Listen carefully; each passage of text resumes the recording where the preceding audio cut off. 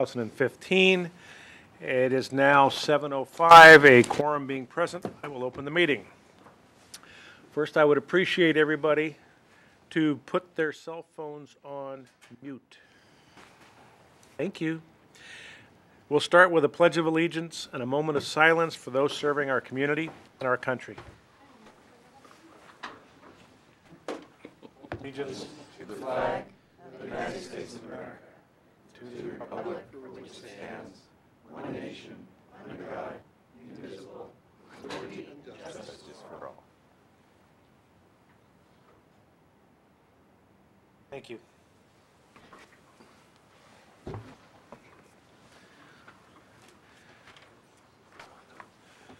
We don't have a big agenda tonight. The agenda is as follows: public concerns and comments. We have no meeting minutes to go over. Under old business, any subcommittee updates? The 2016 spring town meeting hearing schedule updates, and then the 2016 warrant, the school bus transportation subsidy. Under new business, we have the 2016 budget school department.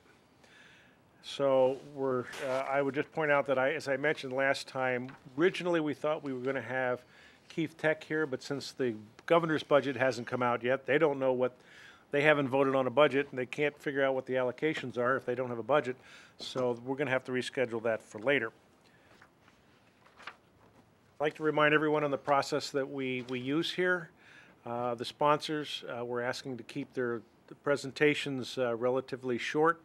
We have a lot of people who might want to speak. Individuals wishing to speak, again, try to keep it reasonable, 5 minutes or less. If you need more time, please let us know and let me know. And for the committee, any research that has been done, please bring it up during the question period. Once we get in debate, if there's any debate, only information presented at the presentation, during the presentation will be there, not during the questioning. And finally, be respectful of the speakers, the town employees, and the committee itself. We all have the best interests of Natick at heart. With that, I will open this to public concerns and comments. Does anyone have something they wish to speak about that is not on tonight's agenda? Okay, seeing none. There are no meeting minutes, so we'll get into right into old business. Subcommittee updates. Are there any subcommittee updates? Okay. Then the next one is the town meeting hearing schedule. It's still posted. I have not changed it. However, it looks like Articles 4 and 5 next week were going to have to be moved out. The selectmen haven't voted on them yet. So we may be moving those out. And we will have to, we're going to have some long nights, I think, toward the end of this. Any other subcommittee meetings, please let me know what they're going to be so that I can add those to the schedule. The warrant articles are also now on the schedule. All the sponsors have been notified, and hopefully they've all agreed to the dates, except for the ones I mentioned. And with that, we'll get into the we can get into the 2016 warrant. I will reopen that. It was suspended, so we are in the warrant hearing at this time. So this is for the school bus transportation subsidy. So would you prefer to do your presentation first? I can put it in a different order. Committee's pleasure. Why don't we do it, the subsidy, and do that? Okay. Mr. Hurley just stepped out to get some of the figures, but I'll give you a background on the article. It's pretty familiar to most of you in the room here. It's an annual request, and it's a school bus subsidy that helps defray the cost that parents have to pay for busing. We fund busing for our students 3 different ways. One, there's a line item in our budget that defrays the cost of busing. The second item is a user's fee, so any student who travels on a bus pays a fee to travel on that bus. We collect that amount of revenue. And then the third funding source is this warrant article. And so we take all 3 sources and we use that to pay the transportation fee. I believe we provided you a historical document showing over the last several years the amount of money we've used and the amount of money we returned based upon the warrant article. And I'm sure as soon as Mr. Hurley returns, he can provide you the exact numbers, which he has on a spreadsheet. So I can take any questions about the structure or anything that... The only question, did the subcommittee get that information? And did it review it? We did not. You'll have to excuse senior moments, but I'm not sure I got it either. But that's as far as the past is concerned. But I may have. I just may not have printed it out. Yeah. Actually, it may, it could be on the warrant article questionnaire. Mr. Chairman, it is on the general fund summary of revenues and expenditures in the beginning of the budget, that document that we've been looking at as part of the budget balancing, 12, 13, 14, 15, 16 are there, if you want to look at it there.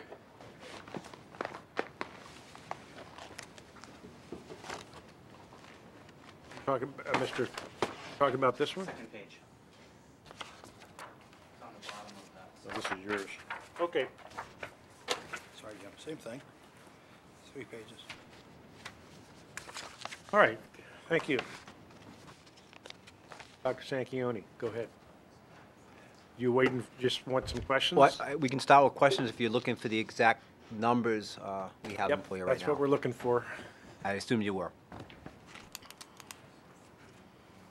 Historical document. Yeah, I do. The historical. Mhm. New copies. Thanks. Okay. No. Pages. Revenue summary. Sorry.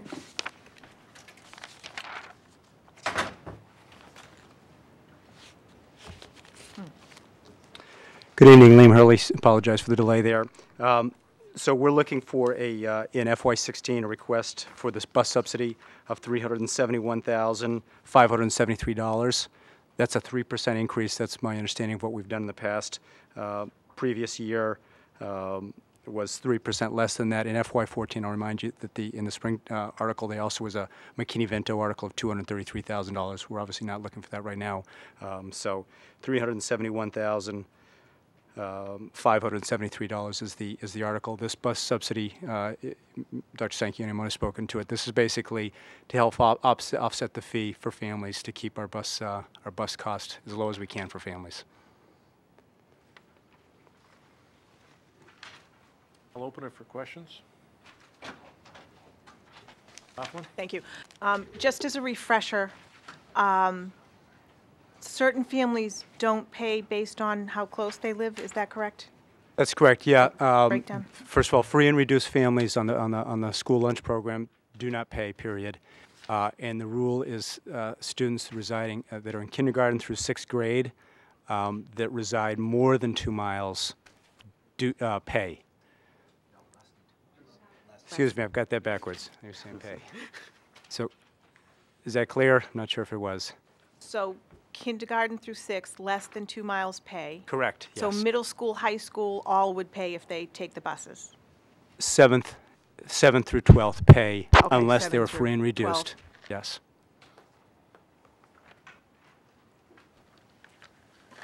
One more question, if you don't mind, Mr. Please, go Chair. ahead. And just to clarify, this has nothing to do with the McKinney-Vento money, correct? Correct. This is Yeah. just, This is just Natick used for families for and- what I call regular education, the big yellow bus that we have with Conley. So that's just used to pay those invoices. one more question, I'm sorry. Oh, go right ahead. A cap, is there a family cap? There is a family cap, $300. $150 is the fee and a $300 family cap. Thank you. What's coming around to you folks, I got this from the comptroller, Ms. Ginny Cahill. If you have that, it just kind of gives some history of the bus subsidy starting back. I went back into the books, and it looks like in FY05 was the first year. I think that was in reaction to that's about when the school committee voted to institute the family bus fee. And I think, I don't know the background, but they town generously voted to put this in. The budget went up and has then kind of subsequently been going up since then. And then I wanted to add in FY14 the McKinney-Vento amount. And then again, you can see the amounts returned to the town in subsequent years. Some zero, some $15,000 to $30,000. Okay, just for the record, this goes through to fiscal year 2014. Could you repeat again what Yeah, I 15 apologize. is and 16? Yep. Current budget is what? Yep. The current budget in FY15 for the bus subsidy is $360,750. The 3% increase that we're looking for is $371,573. 573? 573.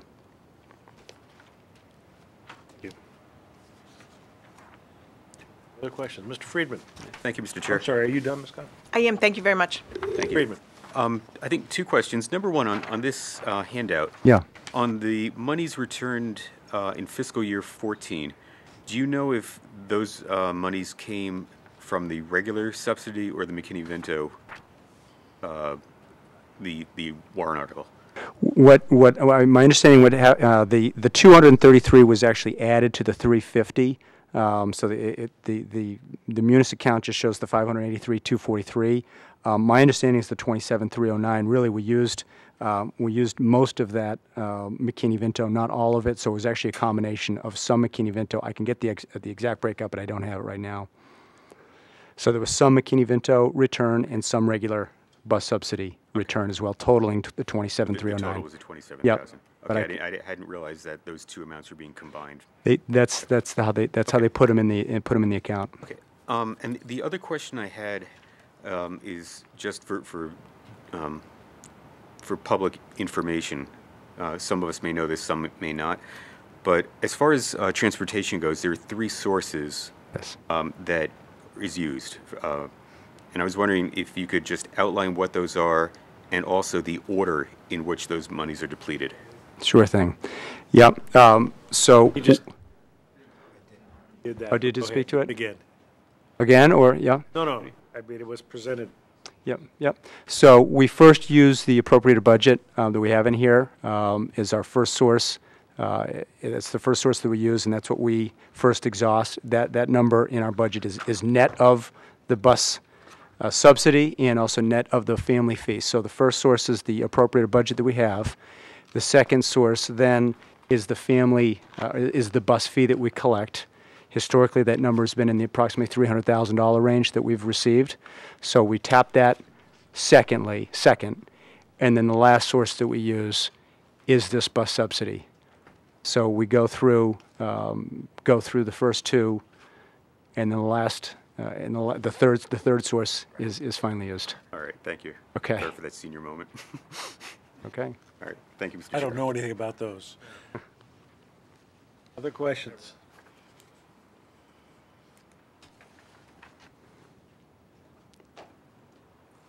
Ms. Collins? Thank you. It dawned on me when you were talking, I guess I have a question. What would the bus fee go up if this were to only grow 2.5% instead of 3%? What would the bus fee go up if the bus subsidy was going to only go up? Mm-hmm.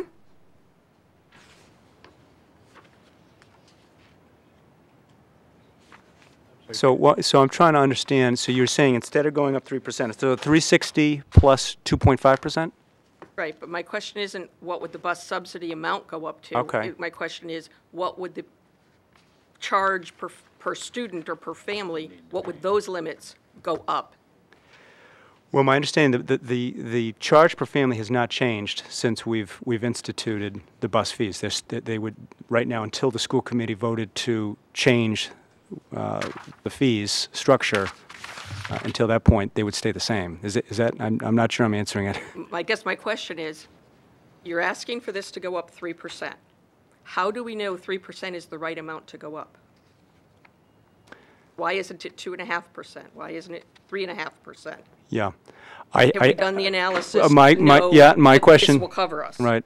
Well, it doesn't cover us completely. It covers a portion of the regular bus cost. I had called Mr. Hurley, the other Mr. Hurley, and he said 3% is what we've gone up on this, Liam. So that was my assumption. That's what I used. Okay, I guess part of my question stems from the fact that in your budget, Yep. your transportation line is actually slightly down. So why is it all in the subsidy going up, not in the budget going up? Yeah, that's a good question.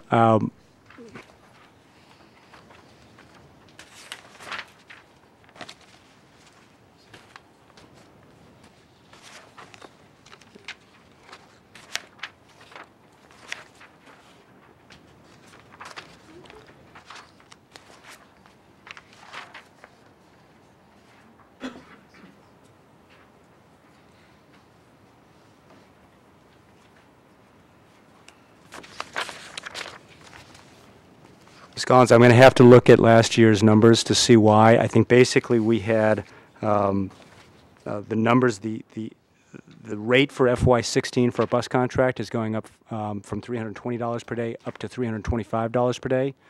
I'm using the same general offsets. You can see the line item. I don't know if you're in the operating expenses there.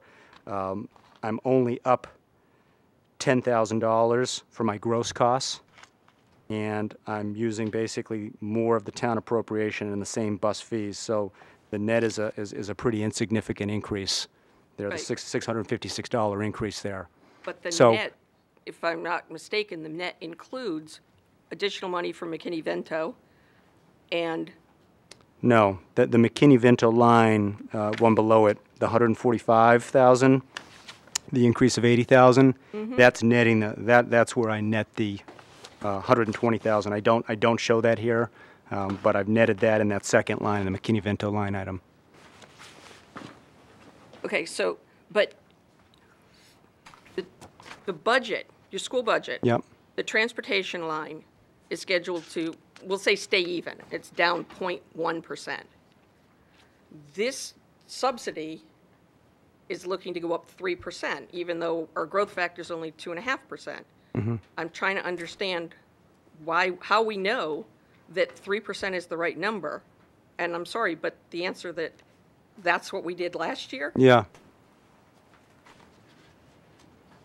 I'm having trouble with. yeah. I think that's fair enough. That's how I done it. That was my assumption. Could I interrupt just a minute? What numbers are you looking at for your percentage increase? Are you looking at I'm, the detailed cost page that was sent out? I don't have was the the- newest that was the one. cost. No. No, The But costs. the detailed cost, the transportation, I have going from 582,919 to 582,263 in the budget. But in the warrant article, we're going up 3%.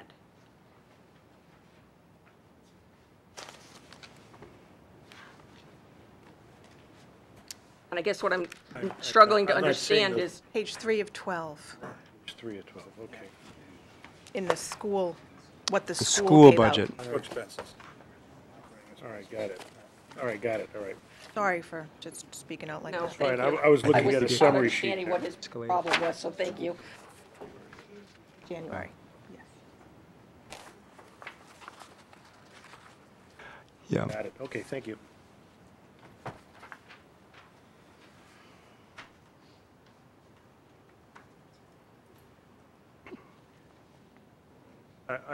Could I just ask, I'm going to get a clarifying question here on this one. On that page 3 of 5, which is in the budget that was put out beginning of the year, we also received your detailed sheets that have a separate line item called Transportation Services, 3,300. Yeah. They're not the same numbers. So that's why I am trying to understand which one we should be looking at. When I look at that, I have the cost of regular education buses, transportation for homeless families, special needs in-town other, and special needs out-of-town other. Right. And So, that adds up in 2016 to $2,525,836. And so I'm trying to understand. right. Mr. Everett, that's some of the confusion, I think, with this document, is this document grosses up the fees. So my $1,253,836 is my gross number. And in my budget appropriated document, I've netted out the fees. So this. Does that make sense? So this includes the fees that you net out down below? That I net out down below, and that's why I've said this document is a I got challenge. it. Okay, now I understand. Thank you. I don't understand. Huh? You understand? Sorry. Okay, on the public schools detail sheet that we got separately, Okay. and it was sent out, it has a total of $1,253,836 for the cost of regular education buses. But then the net impact, you back out the $371,573 to get to the number that's in the system.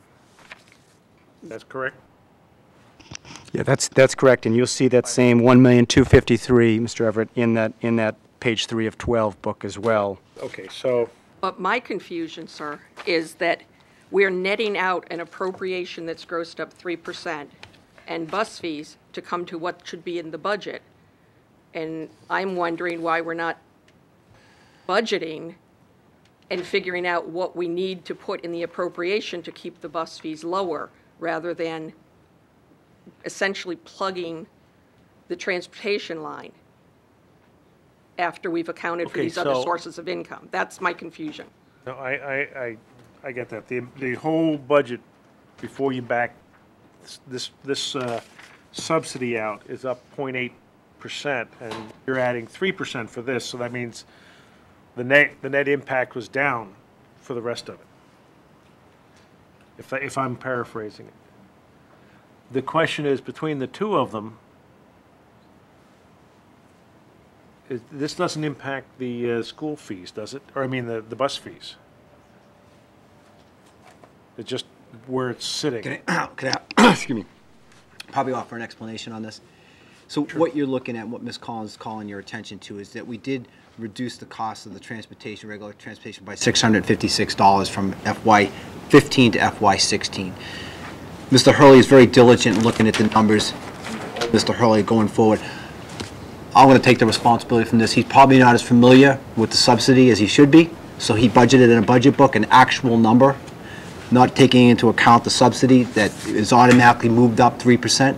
So I would express to the Finance Committee that the combination of the numbers are accurate, and that the safety net for everyone is that anything that's left in that subsidy, as you're seeing in the historical comparison here, will be returned. If I might? Go ahead. I don't understand why it's automatically increased 3%. That's my I basic understand that. I'm just question. trying to understand the numbers we're talking from, but go ahead. That's my basic question, So why is did- why does it go up 3%? Do we know that that's the right number to keep the bus fees where we should, and is that a sustainable number going forward? I think if you look at the historical budget and what is being returned, it's a moving target, Kath. I don't think you can ever say 3% is right or 3% is wrong. We never know exactly how many students are going to pay for bus fees. And so some years you see the zero return, and some years you see a rather substantial return. So I think 3% has been right around the mark. I don't think you can ever say that's the exact amount, because we won't know till the end of August how much money we've collected in fees.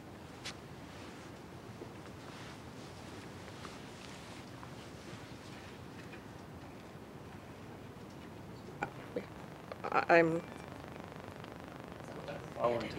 Well, just a minute, let, I'm set. you're set? Okay. Mr. Hayes. So, Dr. Sanguini, I understand that the variable is you don't know how many families are going to sign up for bus fees. So what's the data show us over the last 10 years? What's the average? What's the variable? Well, you want the bus fee variable now? I'm talking about the number of families. I mean, number of students riding the bus. Are there an average of 650 every year, and it's trailing flat? It's growing at a 2% rate. It's going down by 3%. Is the variance somewhere between 620 and 700? I suspect, and I'm saying this in a positive way, that that's the kind of data you're using to figure out your bus cost and your fees that you're getting from families.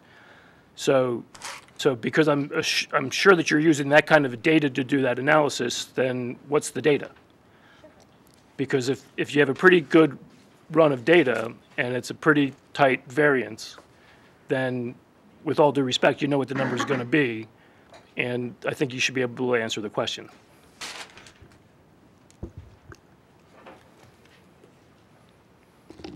I'll do my best. So the reality is we are able to transport the students we have. We have 3,054 registered riders this year. I don't know what we had last year. I can get that information. That is able to support the 21 buses that we have currently in stock. Even with some enrollment growth for next year, my expectation, I did put this in one of the reports, we're getting tight in terms of ridership, in terms of students waiting at some of the schools. We budgeted the same 21 buses. My expectation is the 21 buses is still going to satisfy us for next year, although being tight. I understand what the bus cost is, but I don't have the historic ridership number. I can get that information for you. But I do know what our current ridership levels are right now to support the 21 buses we have.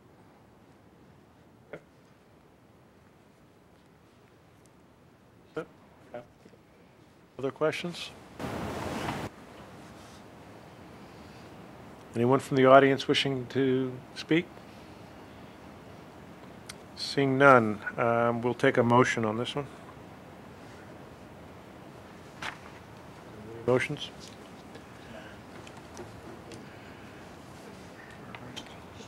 Mr. Chair, Mr. Friedman. move approval of favorable action on Article 18, the amount of $371,573, funding source to be free cash.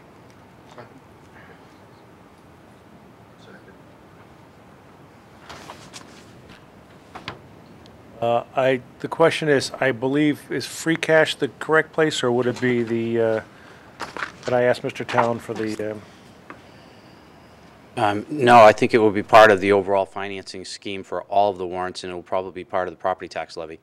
so part of the tax levy? Probably. It would be part of the, I believe we've done this as part of tax levy in the past. Okay. Then funding source is tax levy. You scared me, Mr. Friedman. Any other motions? Ms. Collins? Mr. Chair, I'd like to move that we postpone a vote on this until whatever date in March you'd like, although there aren't probably any dates in March that you like, and I understand that, so that we can get the additional information to know that this is the right amount. I'll second that. I'm going to need a date on this, and I know you're looking to me for it. There are no good dates. Can it be the date that we hear the school budget? I'm sorry, what? Can it be the same date that we hear the school budget? I'm sure it will be. I don't think we're voting the school budget tonight. I suspect we're going to be down to March 26th.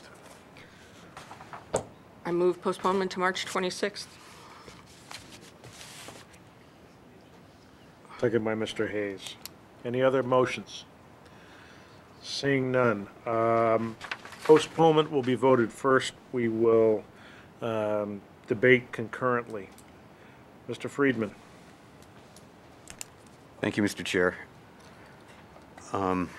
Historically, this has been an additional subsidy that the town has been fairly consistent on. It was implemented 10 years ago with the idea of keeping the bus fees at a reasonable level for each of the families who are using the buses, and it served the town well. And as you can see, it has kept the fees constant, it's kept them predictable and consistent, and there has been money returned. And as we've heard, well, twice, thanks to my not paying attention, it is the third tier of a funding source. So if there's anything left in terms of the variables, this is the money that is returned. It is not part of the school budget, so it cannot be used for any other source. It is not part of the fees that go into the revolving account. It's additional money that can only be used for this. I understand the question that was asked. I think it's a very perceptive question regarding how do we know this is the right amount. I'm not sure that the level of precision that we're looking for will have a high enough confidence level in order to really nail us down to a specific dollar figure because of the variables which were listed by the administration. That is, they don't know what the exact ridership is going to be, and they don't know the percentage of that ridership which is going to be paying fees or not. So I think even if we look at historicals, it doesn't guarantee any level of precision as far as what the future is going to be. So, I mean, I am a data guy, I would appreciate it, but I'm not sure we're going to get to that level of precision that's going to be meaningfully different than the number that's in front of us tonight. So for that reason, I have a comfort level that's sufficient for me to vote this tonight. Thank you. Mr. Evans. Yeah, I echo those sentiments. I think we'd like more precision, but I think it's kind of like squeezing something that's going to, move out of our hands pretty easily. It's not easily gathered. The cost per bus has only gone up $5 a day. The ridership is unpredictable, but we've taken a sort of weighted average of our past experience. So I'm pretty comfortable with this subsidy. As my colleague said, it's not out of the school's typical budget, so it will just fall if it's unused. So I'm comfortable with this number. Ms. Collins. I don't know that we can ever get to an exact dollar, and I'm not trying to get to an exact dollar. What I'm trying to do is understand it better and make sure that everybody understands it better. I fully support the idea of keeping bus fees low. I've voted for it every single year that I've been on this committee and every year that I've been on town meeting floor. And I plan to continue to do that. But in a year where we're looking for every dollar, a $25,000 difference, which is about what's been returned in the last 2 years, a little less than what's been returned in the last 2 years, is going to make a difference in somebody's budget. It may fund a PRI. It may fund something else in the school department. It's going to make a difference. And I just would like to make sure that everybody's comfortable that we understand why we think this is the right number. And I just don't. So I ask that we postpone it. Mr. Hayes. Kathy's pretty much said everything. I'm just going to, I guess I'll add to poke the stick a little bit. I understand the 3% increase, but if the data exists, then the data can lead us to an answer. The answer may be to the dollar, the very same answer. But I would rather hear we looked at 10 years of data, we ran the numbers, we spent a half an hour collecting it, another half an hour analyzing it, we looked at a sensitivity analysis for another half an hour. After 90 minutes, we came to the same price point. That's great, because then we're secure in knowing that you need all that money. And if you don't, to Kathy's point, let's go spend it for other people who are asking for it, who have needs, including the schools. Others? Mr. Brown? Yes, thank you. Good evening. I'm going to support postponement. This should be a very simple matter. By postponing tonight, we're not saying you're not going to have $371,000. What my colleagues have said is show us what the trend has been. And you may come back and that may be $400,000. We don't know. But that should be a real simple thing to do.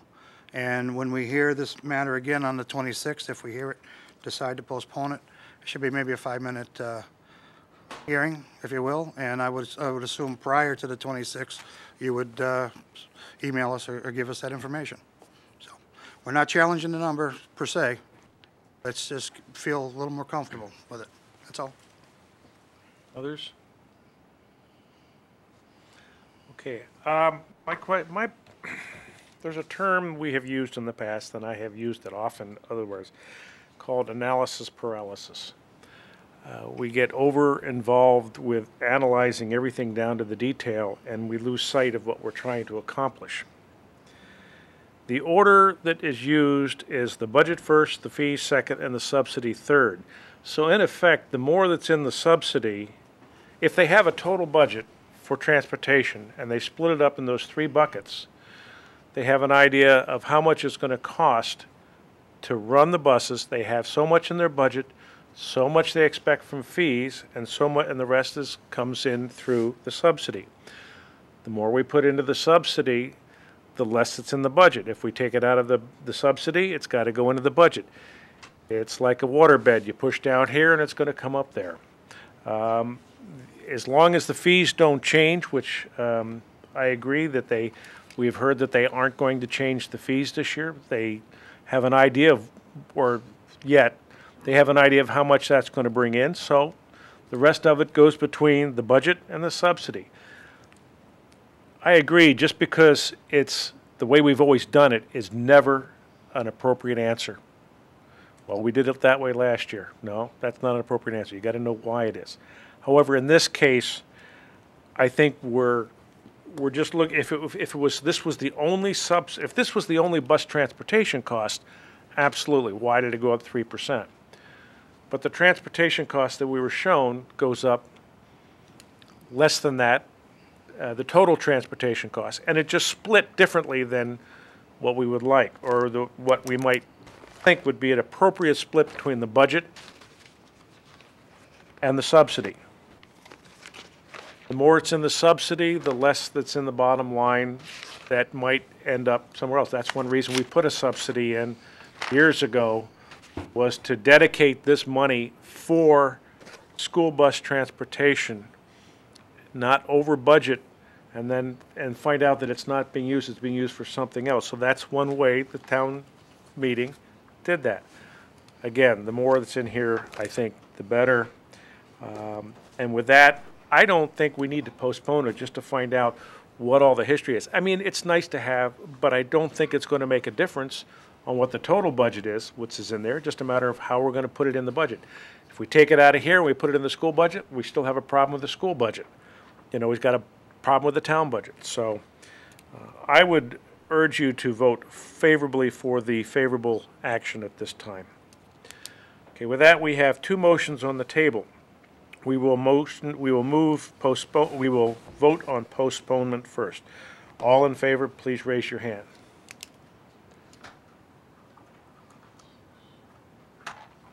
All opposed?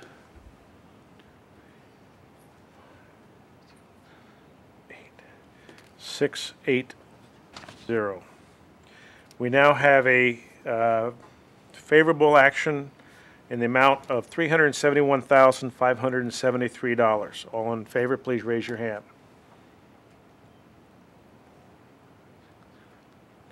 All opposed? Okay, I didn't come up with the same number, so could we do that again? 950. Huh? 950. 9-5, okay, I missed the 5. I only saw 4. 950, thank you. Mr. Chairman? That will be our recommendation for Article 18. Mr. Chairman? Mr. Brown? Could we ask for that information as a takeaway? Absolutely. Thank you, I appreciate that.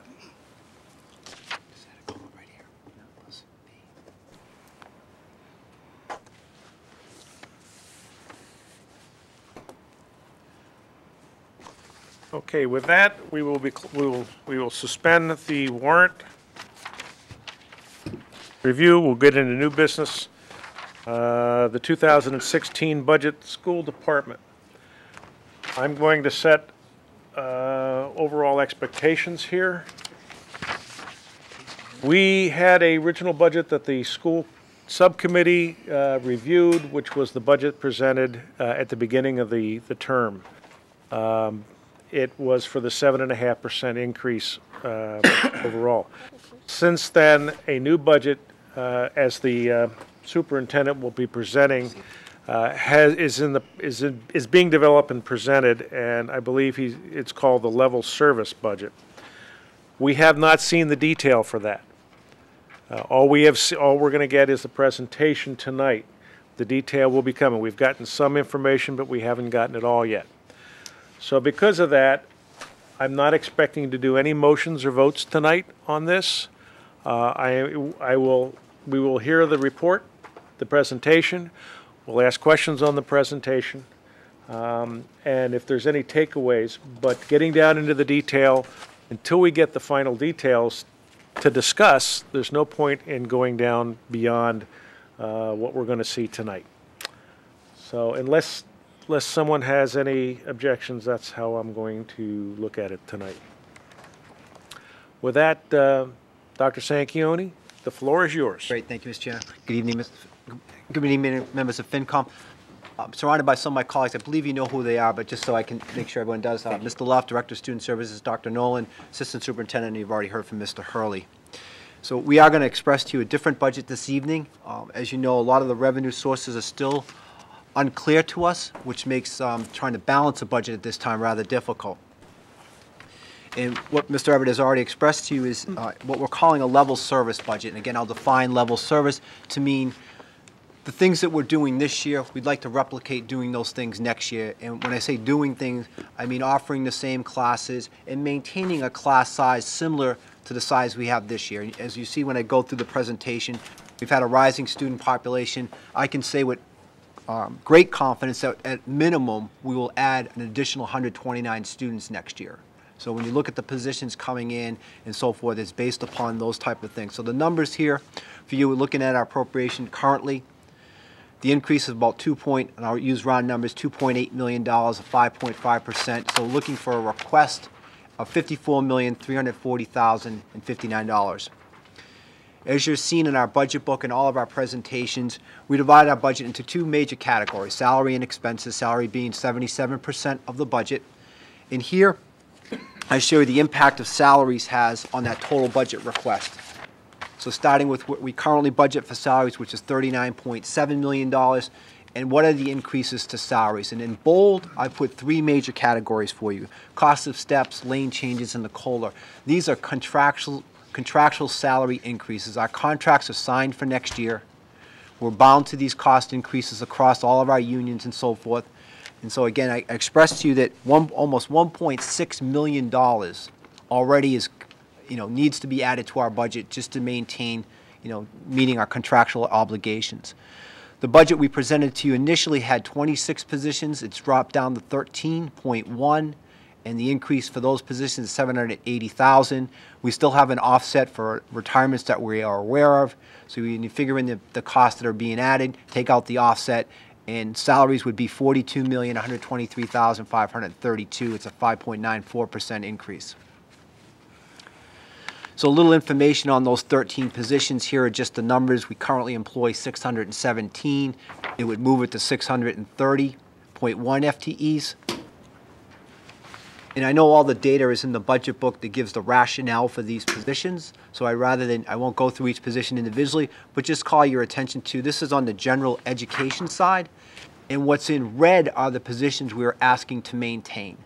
And so anything that's still listed in black was our original request, and that has been eliminated. And you can see there's some substantial cuts there, positions that would certainly make a difference, but certainly budgets are about priorities, and we want to prioritize what's most needed here in the Natick Public Schools. So going through the list that's in red, we have an elementary teacher, 2 teachers at Kennedy Middle School, and again, both of those are based upon these are all actually based upon increases in student population. At Natick High School, reducing the request for 2 English teachers down to 1 math teacher, 1 science teacher, an increase in world language of 0.2, which is our Mandarin program, continuing to grow that, and then a social studies teacher. So again, what is in red is our new request. What is in black has been eliminated. And so the other side of personnel beyond classroom are our pupil personnel services. So this is in the range of special education, our counselors, our nurses, our ELL. And again, what is in black has been eliminated. What is in red is something we have to increase. And those are a special education teacher at Kennedy, a special education teacher at Ben Hem, a social worker at Natick High School, and I'll combine the next. It's a 0.9 combined. It's an English language learner teacher, and it's at Kennedy and at Natick High School. A nurse split between Kennedy and Brown, and a dean of instruction at Natick High School. So again, what is in red is part of our budget request. What is in black has been eliminated, and you can see the positions that have been eliminated there, and they're certainly carry a lot of value and certainly would be important for the district moving forward. The second part of our budget is expense, so salary and expense. Again, salary being 77%. The remainder is in the expense budget. And you can see the numbers here. So what our current allocation is, what the increase is, about $811,000. And then what I've done here in this slide is just try to give you a little bit of perspective of what is mandated in our expense costs. So I spoke about, what's mandated costs for our salaries. And here, what I've brought out for you, which is $9.8 million, is special education. So these are out-of-district tuitions. You have a whole detailed sheet in your budget books regarding those students, and the out-of-district transportation. So those are fixed, mandated, articulated in IEPs. We have to fund that account. The second line is transportation. So you've heard us talk a little bit about that evening. We have to have our buses run. The third thing is energy and maintenance, and certainly we have to have the energy to run our buildings and the maintenance in there to do the same. And then out of the entire technology budget, I've broken out what absolutely we have to have, which is $800,000, and then I've given you some information in the parentheses regarding specifically what that is. So I won't read it all to you, but disaster recovery, the health system, which tracks all the health data for our students, the wireless infrastructure, and so forth. You notice, though, that in this account, what we've eliminated is all devices. So again, just expressing what is mandated. And here, the purpose of this slide is to just give you a sense of some of the other requests and the total impact on the budget. So I would just call your attention to the final column and show that, again, with so much of our budget being salaries, transportation, special education, energy, and maintenance, we spend very little on things for administrators, our request to support our teachers and educators, very little on technology. In Dr. Nolan's account, curriculum, all less than 1%. And again, a slide, and I'll do this quickly because you've seen these, but again, why are there requests for additional staff? Why is there a request for additional expenses? It's based solely upon a rising enrollment. So we've added over 900 students in the last 9 years, and you can see the trajectory there. And what has happened is that we have not added the staffing to keep up with the demands of our rising student population, staffing not only in our regular classroom, but staffing for nurses, staffing for guidance, staffing for all of our other service providers. And again, another graph that you're familiar with, but again, showing the trajectory that's continuing. Again, I've said to you with great confidence, we'll add at least 129 students next year, and it looks like we'll be adding at least 100 students per year for the next 7 to 8 years moving out. Figures that I've articulated to you this evening, again, the breakdown of the school budget, 77% is salaries. It's really a no-frills budget. And you can see the other accounts there. Expenses are 7, building operations 3, tuitions, which is special ed 9, and transportation 4. And then taking just the salary account to provide a little more detail on how the salary account is spent, because it is the largest portion of our budget. You can see here the amount, 76% for teachers, and then 2 for technology, medical expenses, secretaries, clerks, administrations at 8, coaches and advisors at 2, and paraprofessionals at 6. So again, this budget is based upon our staff. Our staff is our greatest asset. That's why we have great success in the Natick public schools. And when we're staffed adequately, we know we can do a great job.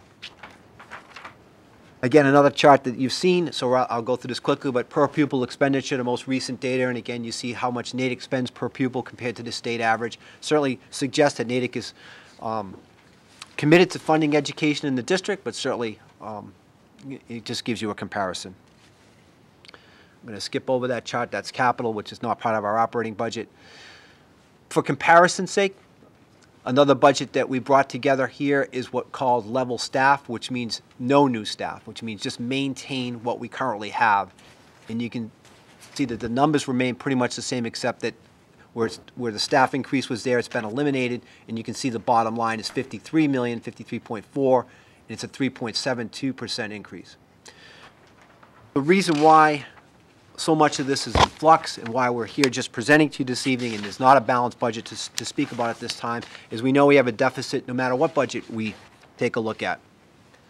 So in the budget that I articulated that had the 13.1% or 13.1% FTE increase, that budget currently has, and again, I'll use raw numbers, a $2 million deficit. And even the level staff budget, which has no new increases and has stripped expense accounts, has a negative or a $1.5 million deficit. So we've been working hard with town administration and the financial planning committee to figure out ways to reduce these deficits and overcome this. And I'll share with you now some of the strategies and some of the possibilities we have that certainly still need to be fleshed out and discussed. So again, I'm focused on the $2 million deficit and how we can change that. So we're all anticipating the governor's budget will come out this Thursday. In state aid and Chapter 70, we're certainly hearing it's going to be level funded, but even level funded, I will express to you, will bring an increase in Chapter 70 because our student population is going up. So I'm predicting, with no guarantee, of at least $200,000 additional in Chapter 70. We've discussed other town revenue, and there's an account that has $645,000 in it that we're discussing and is, wondering the possibility of moving that into a budget line accounts. Savings from insurance, and you've already see I put in parentheses there, that's been accounted for. Mr. Town has done a great job with the new rates that have come out and the number of positions we budgeted and factored back in those factors. So we've already accrued that or brought that into bringing the budget down. Certainly an override and other healthcare changes were discussed, but the line through is that, these are certainly not options for this year, but certainly things on the table for future years. So once you eliminate or exhaust the things that are on this list here, as much as you can accrue from that, whatever can be added in from the town or other sources of aid, what's left then is only to reduce the school budget or raise money within the school budget. So I'll share some of those strategies with you now. So we can certainly look, and you have a chart of all of our revolving accounts in your budget book. So we've identified approximately $100,000 that we could reallocate the cost within our budget, so sort of an offset. The school committee is going to consider raising fees, and I know that's going to be debated at our next meeting. So I'm using $200,000 simply as a placeholder. I'm not saying that's the amount that will be raised. It's a possibility, but certainly just trying to work this deficit as best we can. We can continue to strip our school expense accounts, which would be another $250,000. We could cut all staff, which is another savings there. And then what leads us then is what's remaining is non-instructional, which would be advisors and coaches and positions like that. And then the last and certainly the worst case scenario would lead us to then start getting into our teaching staff. So I know there's a lot of work to do. We look forward to working collaboratively with you to help us solve this. I think there are ways to do that. Certainly answer any of your questions at this time.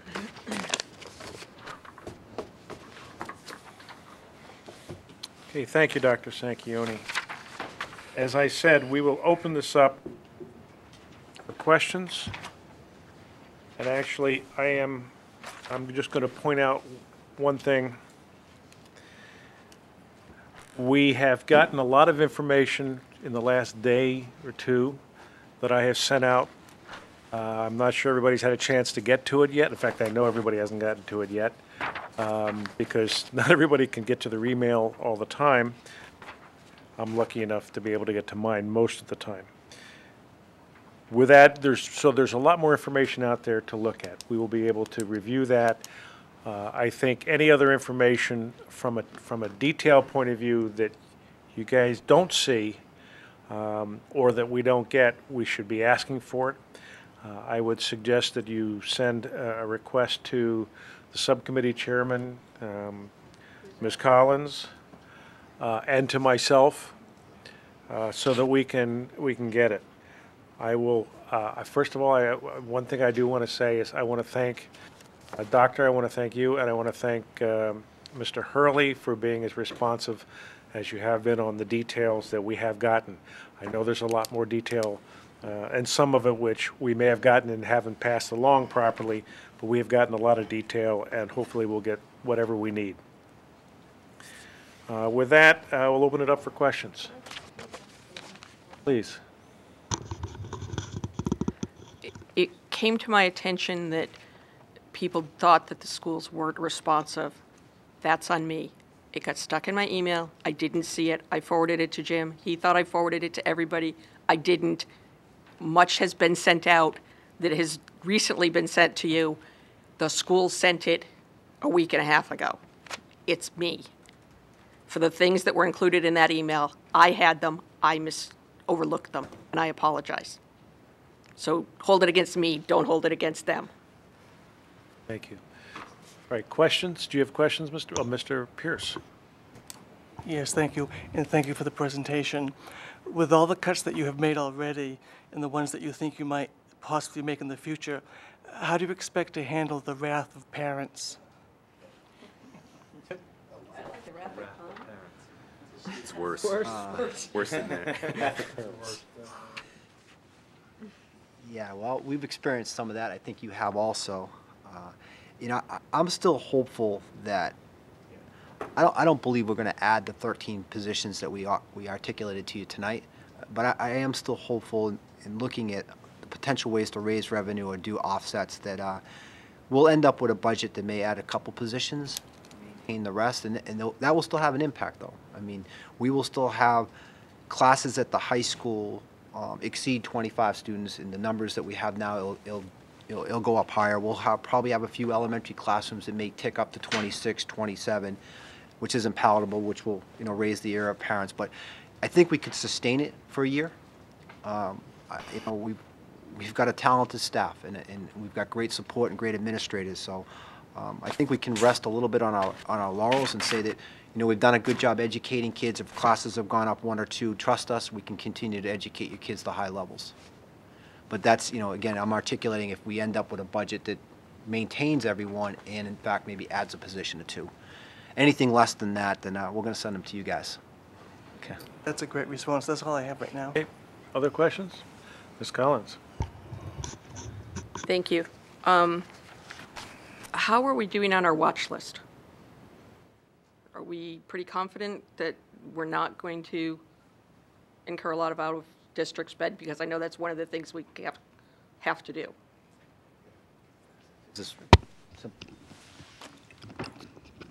Hi, Tim Loft, Director of Student Services. I feel very comfortable on the watch list this year, actually.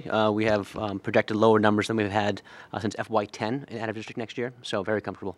Okay. 2 things from your presentation. One is you were looking to pull about $100,000 out of revolving accounts. Now, I understand revolving accounts means that a fee that was charged that covers the service but no more was collected from a student, a parent, whomever, that we hold in abeyance and we use that money as we execute the program, whether it's school lunch or athletics or whatever. So except for timing differences, there shouldn't be any extra money in there. So how do you find $100,000 in what should be essentially 0 accounts? I'm impressed, but I'm just curious. Right. Well, you have the list of our revolving accounts in your budget book. You'll see that some of them do carry a balance. And again, it's just like the bus fee. I mean, you try to create a budget, but it's based upon student enrollment and who's going to pay the fee. In some instances, we've been fortunate to raise that. And one of the things we've never done, which we can do, to your point, is that these programs are using our buildings, and they have administrative costs and overhead costs for energy and maintenance. We've never charged for that. So that is something that in dire times where you're looking at possibly laying off teachers, that would be an offset for us to look at that. To follow up, we've never charged for that. Does that mean we've not charged the parents or the participant, or we haven't charged the revolving account? We haven't charged the revolving account. It's not a cost that's baked into the program. We allow these programs to work in our schools and use our facilities, yet we're not really trying to make a profit off them, but yet their accounts have gained some leverage, and so at these times we could look at that as an option. So we've included it in the fee that we're charging. We just haven't taken it to offset our budget? And I wouldn't say we've included it in the fee. I mean, that's never our intention. It's just that the fees have come in at a greater rate than we expected, and now there's money in that account, and so now it gives us an option to look at that. Okay, maybe I'm being really stupid here, and I don't mean to be confrontational, but if we charge 500 athletes, whatever the fee is, and we charge kids who do instruments, whatever the fee is, are you saying that they're not then doing those athletics or instruments or what have you? I would say to you, so let's take athletics as one you brought up there. So in our budget, we'll offset coaches' salaries, referees, things like that in our budget based upon a historical look at how many athletes are in our program. Well, we may have a year where 50 more kids try to play a sport that year. So we've covered our expenses based upon what we know. That money remains in the revolving account, but we've never taken anything to say support the lighting in the school or may offset our administrative costs, say like our AD or something like that. So what I'm expressing to you, it's not by design, but the opportunity now exists And because we're in such dire straits, we can take a look at that for this year. It's not something I would plan on or I would do on an annual basis. I would only do it in these times of extreme budget deficits. And I get that, but I'm still confused. Because if we charge somebody $100, for argument's sake, to play soccer, we're not allowed to charge them more than it costs us to run the program. So how are we building up balances? I'm still confused. It should just be a timing difference of we collect fees in the spring, but we don't expend them to the fall. So two things. We're actually required to keep a 3-month balance as in in the account in case anything happens. So that's what any good budget would do, and that's certainly the law on that. And then secondly, I've already expressed to you that you build a budget the year before it happens. So we're building a budget now for something that's going to take place next fall, next winter, next spring. So I'll tell you there's going to be 50 basketball players, maybe there's going to be 75. And if it's 25 students higher, that revenue comes in and it goes in a revolving account, yet it's not really allocated or encumbered. So you're saying, but the costs don't change, but the revenues coming in do? Exactly. Suggesting like an indirect, like an indirect expense, like the enterprise funds. 2 other questions. One, in the last page of your list of how you're going to close any necessary gap after we get all through, you have allocate remaining deficit to each school on a per pupil basis for cuts to instructional personnel.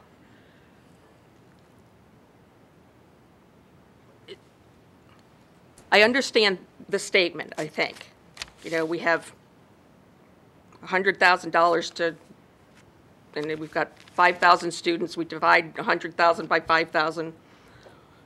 But I guess the confusion that I have is, does that mean that every school takes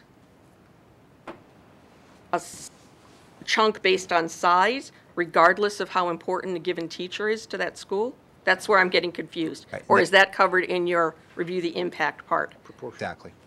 Okay. It's a starting point, and our 9 principals know that, and so we start by doing that, and then we have individual conversations. It's just a place to start. It's an equitable way to start, but the impact can be, great at Johnson and, not as great at Natick High School based upon size. So we never penalize a school. We never eliminate a great teacher. Okay, that's what I just want to make clear to people, is that it's a math thing, but it's not just a math Absolutely. thing. That was hard. And I've forgotten my last question, so I guess Well, if you think about it, raise your hand again. Think about it. Think Come back. about it. Ms. Sack? The compliance increases for the staff, is there a penalty if we don't hire? There is. And so I brought that slide back up, and you'll see that's in pupil services. So these are the services that are on students' IEPs, which means we have to deliver them. And if we don't, then we will be caught up in legal matters or brought in front of the BESC, which means we have to hire an attorney. So we'll just start increasing our legal fees beyond what we can. So it's good practice to have this, because this is what's in the best interest of children. And in fact, we will increase our cost if we don't. Do you have, I imagine it would be really hard, but any kind of estimate in legal fees?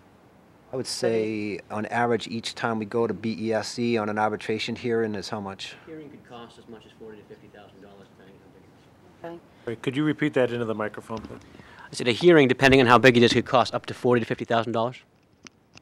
It could be as low as 10. But it could be up to 50. Okay.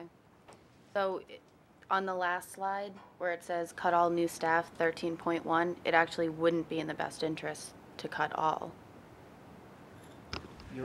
Right, very intuitive. And that was a point we wanted to make.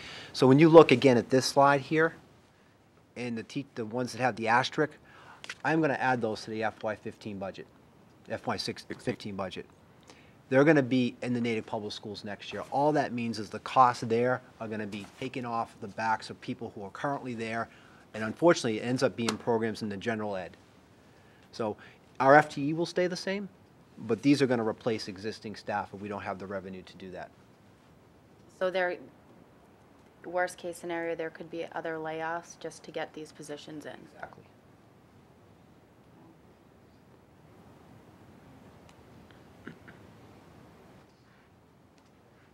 All set? Coughlin. Thank you. Again, referring to the last slide, when you're saying that to cut all new staff of the 13.1 for a savings of 786.48, and I think this might be for Mr. Town, because that's just the school budget, correct? The impact on the school budget. So can I ask what the impact would be on the town budget? And I can have it as a takeaway. It doesn't have to be You know, tonight. could we just rephrase that to the shared area budget? Because that's Okay, in the to shared shared area. expenses. To, How much is What's- it per person that you budget for health and benefits? Health insurance would be about $140,000. That's what's sitting left for the 10 new ads that we talked about. Associated with the 13.1, we estimated 10 would probably add on to health insurance. That's a little bit over 140,000. And then there would be some savings also in Medicare expense, which we've increased based on the idea that the school will probably add staff. So part of that is factored in already. So that would be 1.45% of 780,000. I can't do that math in my head, sorry. Could I say, it's about 14, well, you said about 14,000 per person if they are on benefits. Correct, for health insurance. Yeah, times, if you just give me 1 second Yep. to write it down, and then can I ask some more? Can you explain for me again what a paraprofessional is? And I know I probably ask this every time, but I just can't seem to Well, the answer is wrap my myriad, head so around it. it's worth asking because they do a lot of different things. And you want to take it? Because Mr. Luff hires all these people. Sure, a paraprofessional is essentially a teaching assistant, and I think it's the clearest way to say it. Many paraprofessionals are hired in the special ed field to be one-to-ones with children, to provide assistance with kids, carryover services with kids in the classroom. These are kiddos that can't maybe not function on their own, that need that extra support. There are also building paraprofessionals that support staff in the classroom that are not special ed related, and there are library media paraprofessionals that support some of our library services and medical services. Yep. Thank you. And, do you mind, Mr. Chair, if I continue? got So it. what's the difference between that and when we're talking the line, again, just referring simply to the last slide of advisors? When you talk about advisors and coaches, what's the difference between an advisor and a paraprofessional? Sure. Our advisors, and that's in our, you have a complete list of them in our personnel section of our budgets near the back, but our advisors would be mostly our after-school activities, so and I'll just read some to you offhand, but freshman class advisor, middle school dance director, middle school drama director, high school academic decathlon coach, speech coach, Spanish club coach. See, there's a pretty comprehensive list book. Okay. Can you just refer me to the page so I can look at it after, if you don't mind? So it's in the personnel section in pages 23 and 24. Okay. School expense accounts, what are those?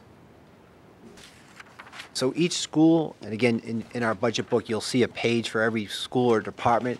And so that would be the accounts that our principals utilize to, copiers, paper, all the things, all the consumable materials that are utilized in a school.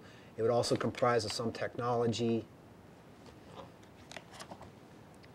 Those would be the top descriptors. So is that the same as what we've heard in years past, where the money for principals' requests go?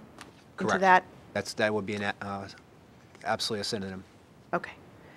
And the page where you broke down and showed just the small effect of the request on the budgets, is that principals' requests? Correct.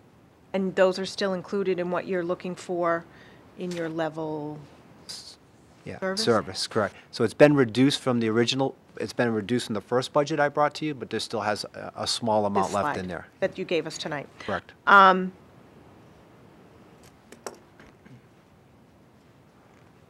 Capital, you referenced perhaps, and again, this, you can tell me if this is not timely, the possible use of the capital money, and I'd like to know how that would happen. I think we went over all the capital. They just have it in their budget presentation. We went to the capital and the capital, did we not? This was the. No, $645,000? This was the, changing the use of local receipt, and it was, it's. I'm sorry, what page are we talking about on the? In his Presentation, the second to last, I think, slide, It's up there. says other town revenue. Capital, 645. Right. I think I'm going to ask, if I could just ask Mr. Town to explain which account that is in. So before he does, can I Or- just, I want to I'm be, not sure it's capital, it's, No, it's not. it's, but I want to be clear that this is a potential strategy. This hasn't been agreed to. Right. This is only something that we put on the table to be discussed. So that's why I didn't know if it was appropriate to discuss tonight. well, this And will be something that understand if being it's brought up not.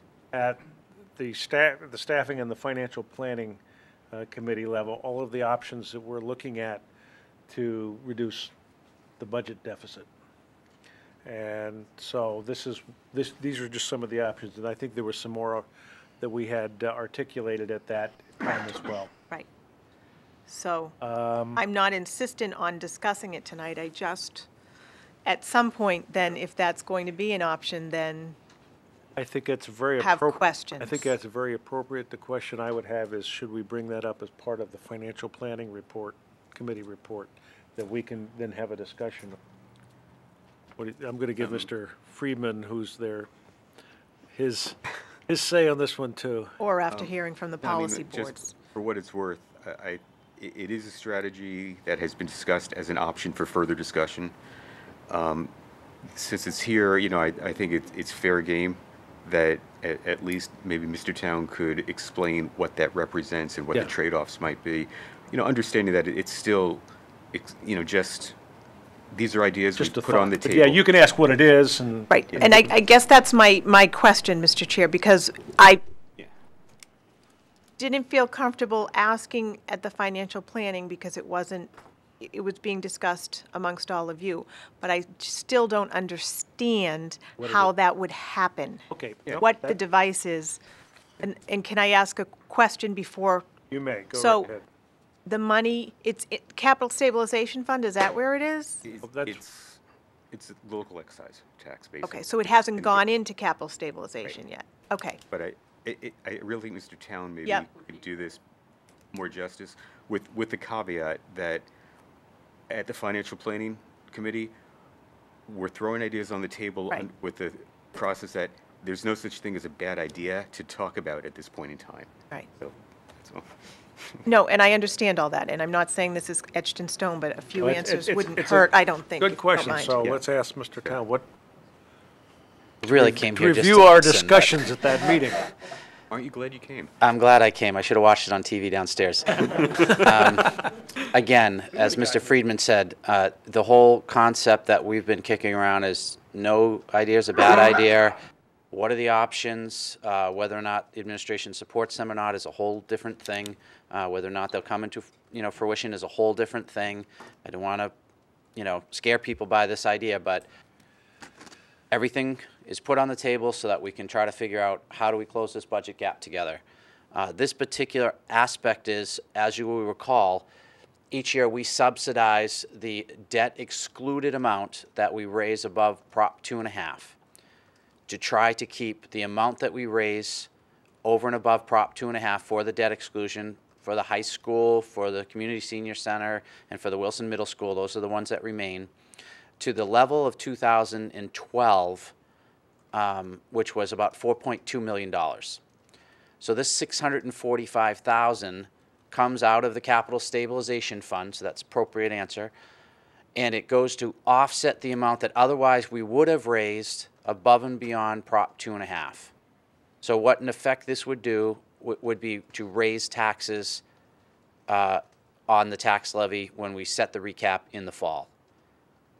We technically have the authority to raise 100% of what has been excluded through the debt exclusion for those projects, but we have, as a policy, kept it at the 2012 level of $4.2 million. Last year, as an example, we used 700, it was a little bit over 745 or 50,000, I can't remember off the top of my head now, out of the capital stabilization to do the same thing. As interest rates, as the interest is going down because we're paying down more principal, this amount that we offset the debt exclusion each year will slowly come down as the debt payments go down. So that's what this references as part of a solution strategy, and there were others that were discussed as well, but this just happens to be one of the ones that's brought up here. Do you understand what that meant? Yeah. Can I ask a follow-up? So Sure. if it's in the capital stabilization fund, does it require a vote of town meeting? Yes, 2/3 vote. Okay. If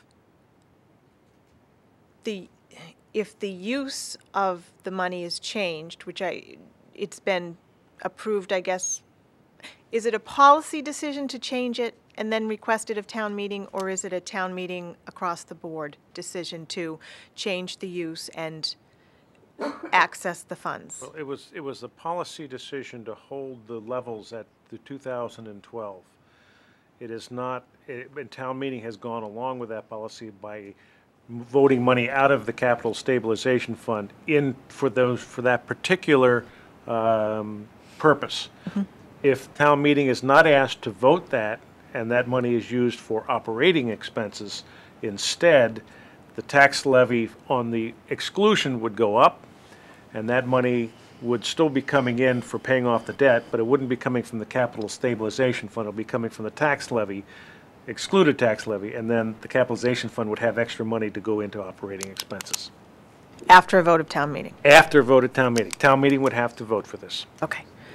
One more question about this. Sure. I don't mean to belabor it, but can we get a per household or per household, I guess, cost of what the effect would be? I think we had that. It was on a $500,000 house, it was about $45 to $50.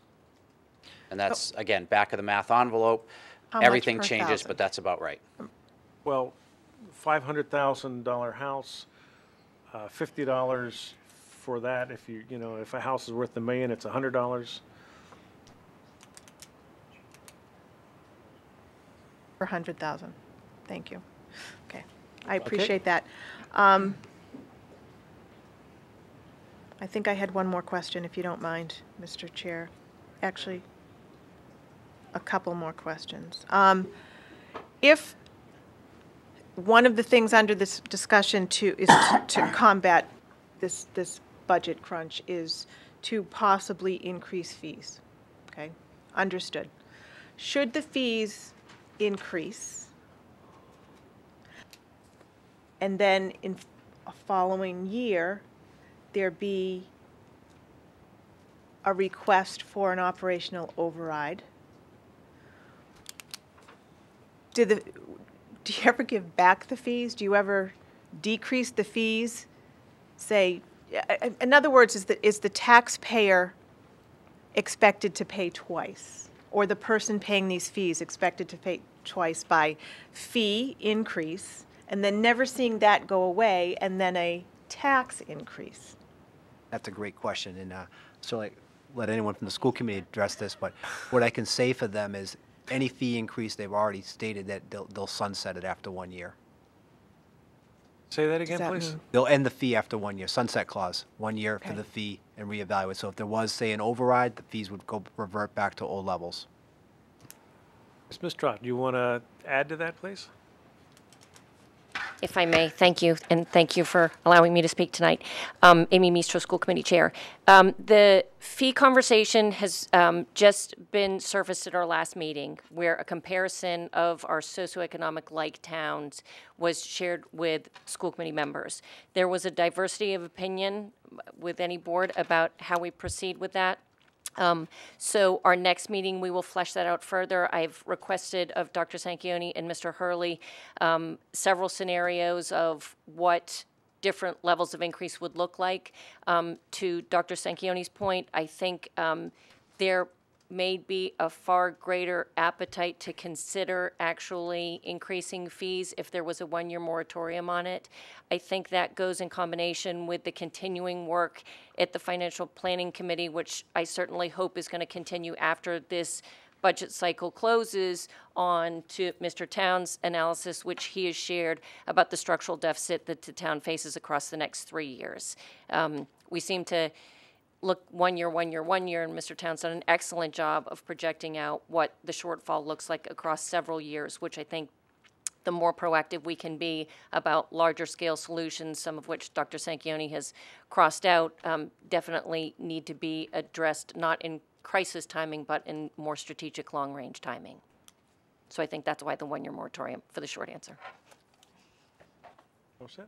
One more question, and I think it's of you, is when are we expecting to have the final budget to look at? Do we know that yet?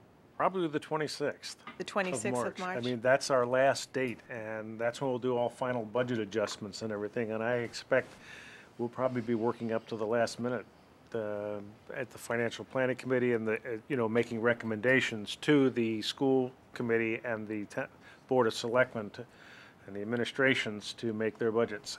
If it's before that, that'd be great. We'll get as much information out as soon as possible, but I kind of think it's going to be pushed, this year, going to be pushing toward the end.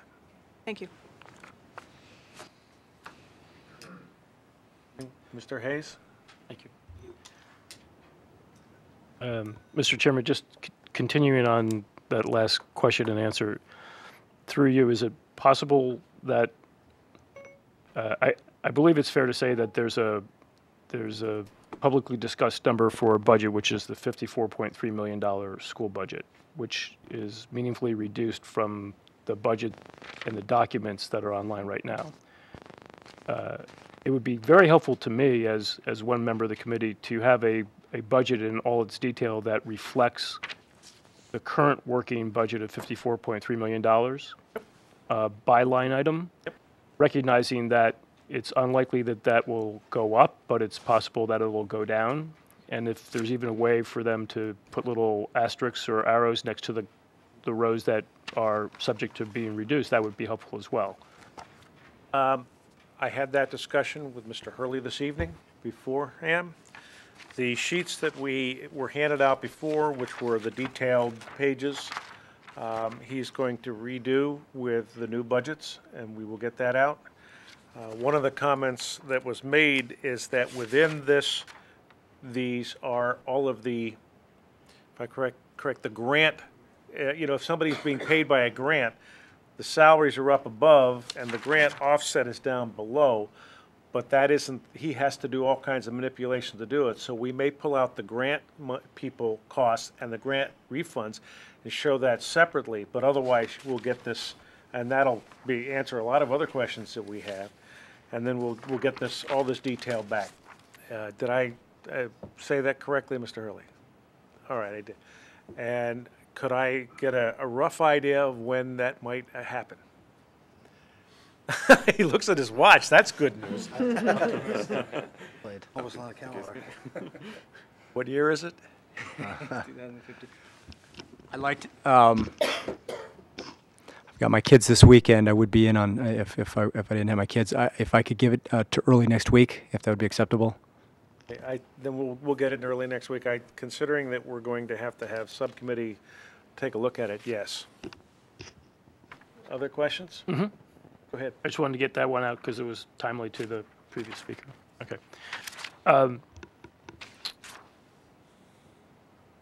To the school folks, you guys can run with the response as you want. In the presentation, I know that we're talking about the $54.3 million top line number, and I believe from the slide that's titled FY16 expense budget, the $12.54 million expense budget, that's the current working number, right?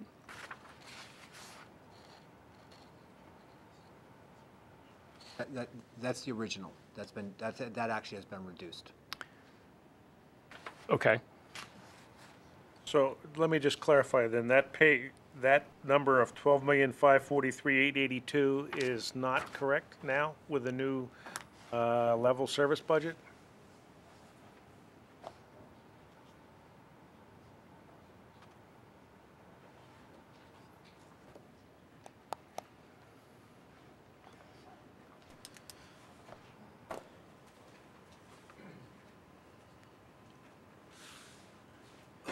I'd call your attention to this slide here. And this better reflects the, so if you look at the bottom of 12,216,000. So that should be the 12, not 12,543, but 12,216? Right. That reflects the cuts we made for a level service budget.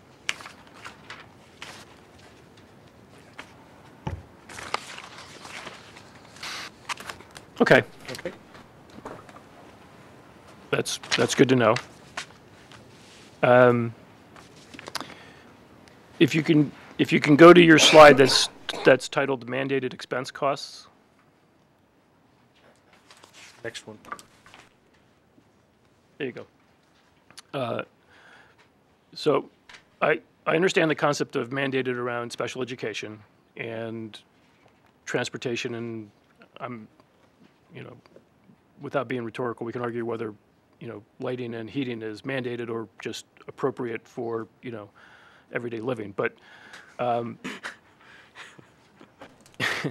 right. Technology is on this slide, and I just want to make sure I heard correctly. The way I heard you say was that the technology of 800,000 is mandated. Is that, did I hear that correctly? Is that positioned correctly, or would you rather give it a better word?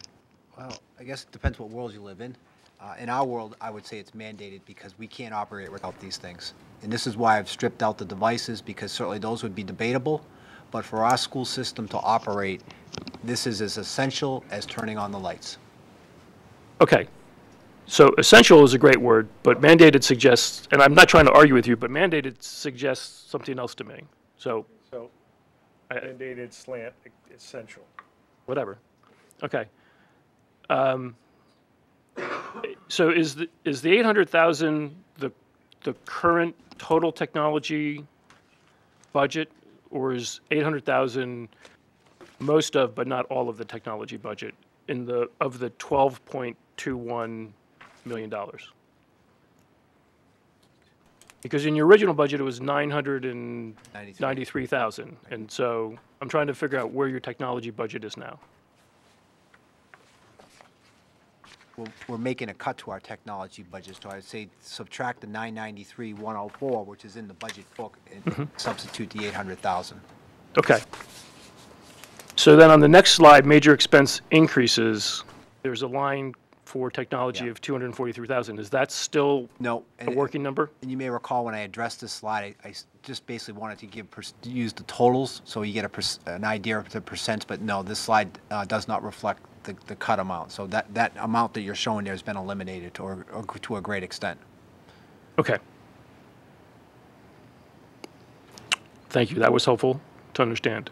It'll be, I think, even clearer to us if and when we see that raw detail again. If I could ask you to go backwards to the staffing request slides, the two, we can start with pupil services, and this goes back to a prior speaker's question. On pupil services, I think it's 3.9 FTEs are asterisked, which are, was going back to the question asked earlier, which by hook or by crook, these positions will show up as people walking the halls next year, and I understand that point, right? And there may be some puts and takes in how that happens, but I want to play the game of in the little town of hypothetical for a moment. After these 3.9 positions, what's your next 1 to 3 most important positions on these two slides that, if wishes were ponies and we found some money, you were going to go add the next one and then add the next one and add the next one? And I'd like to understand what those next 1, 2, 3, maybe even 4 positions are. and just a little bit of color on why it's those positions versus other ones. So if I could get, you want the additional 13 put in priority, you want to see the priority list. Just well, it's already been prioritized that of the 13.1, 3.9 Right. are coming Right, but one of way the or other. 13, the 3.9, Yep. and then you want to see the one below that. Yep. Is that available tonight, or should that be a takeaway? No, we've had these discussions. We prioritize this whole list so I could bring it down to number 1 right to 13. And again, we've already brought it down from 26. So, Okay. you know, it's been difficult discussions with our administrative team. But to Mr. Hayes' question, so you've identified the 3.9. I appreciate you doing that because those are critical. I would say that the dean at the Natick High School, the position that's also on this thing, on the bottom section of this slide here, is critical for us.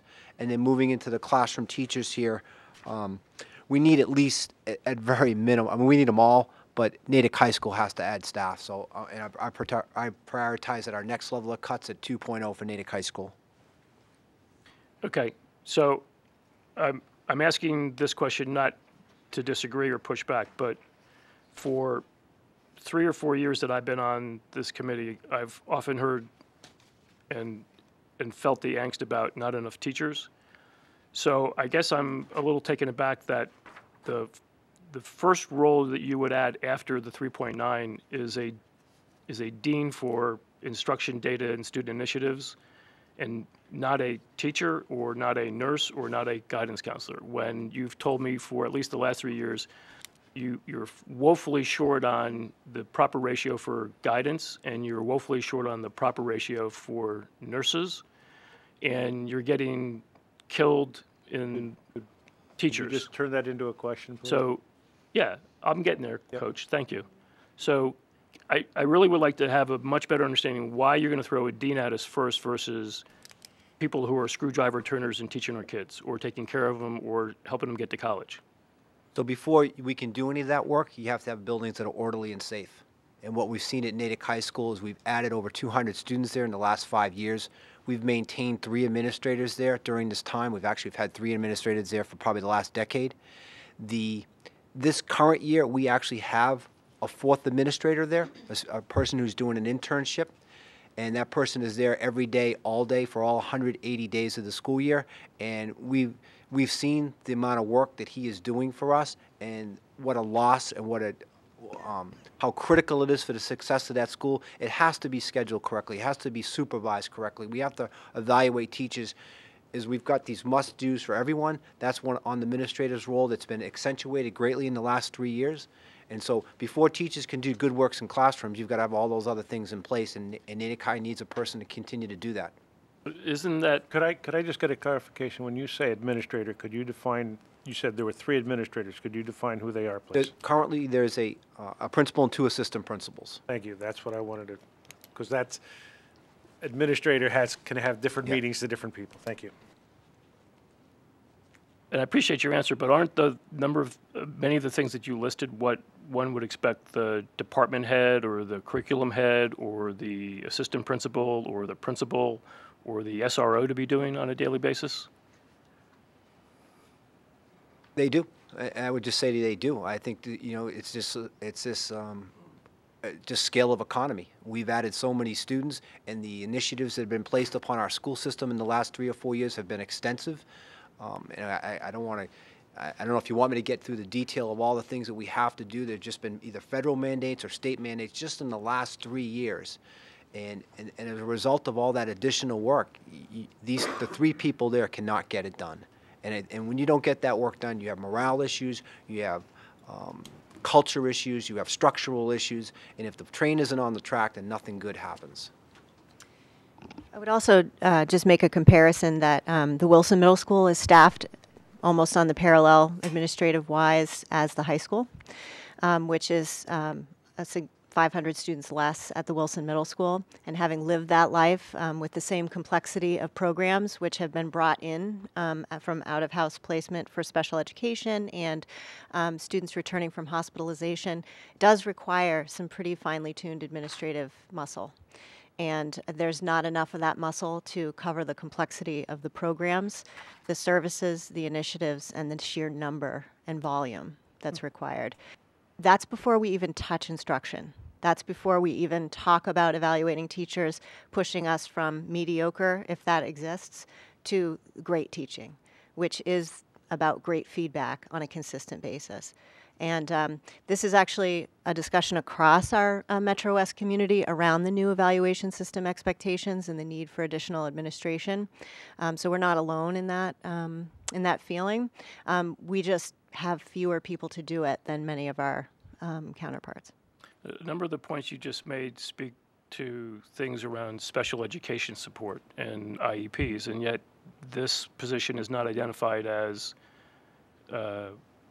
compliance issues. Mr. Hayes. So is it Mr. better Hayes, Mr. Hayes, Yes. I'd rather not be getting into debate right now, and that's a back and forth debate right now. They've answered your question. If you have a follow-up question, fine. But and I understand where you're going with this, and I think it's appropriate, but this isn't the venue to have a debate in. So if we could not get into the debate part and just, if you have a follow-up I question. do. I was then go asking right it when you ahead. interrupted me. Would it be better if this person's, that seems to be, from what I heard, heavily involved in special education and supporting IEPs and things, that they would be listed as an administrator for SPED, and they would then have an asterisk next to them, and they would be a compliance position rather than a dean for the general population? Well, administration is not bucketed in that way. All administrators take all children as their responsibility. So, no, it wouldn't be a special education position, but it does require knowledge of instruction, safety, and management to make sure that all our programs are humming. Okay. Okay, thank you. You all set? No. No? Okay. Mr. Evans? Just a quick follow-up and maybe a request for a takeaway. Excuse me. I think it would be extremely helpful, at least for me, to understand the need for that, the dean role, to see a job description. That, It's actually in your budget book. I see. I might expose my... It's under new request, and somewhere tucked in that section there, we did provide a pretty detailed job description. Welcome.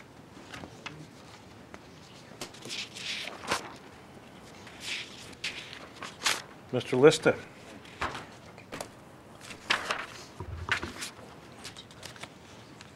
Thank you, Mr. Chair. I just have See it in here.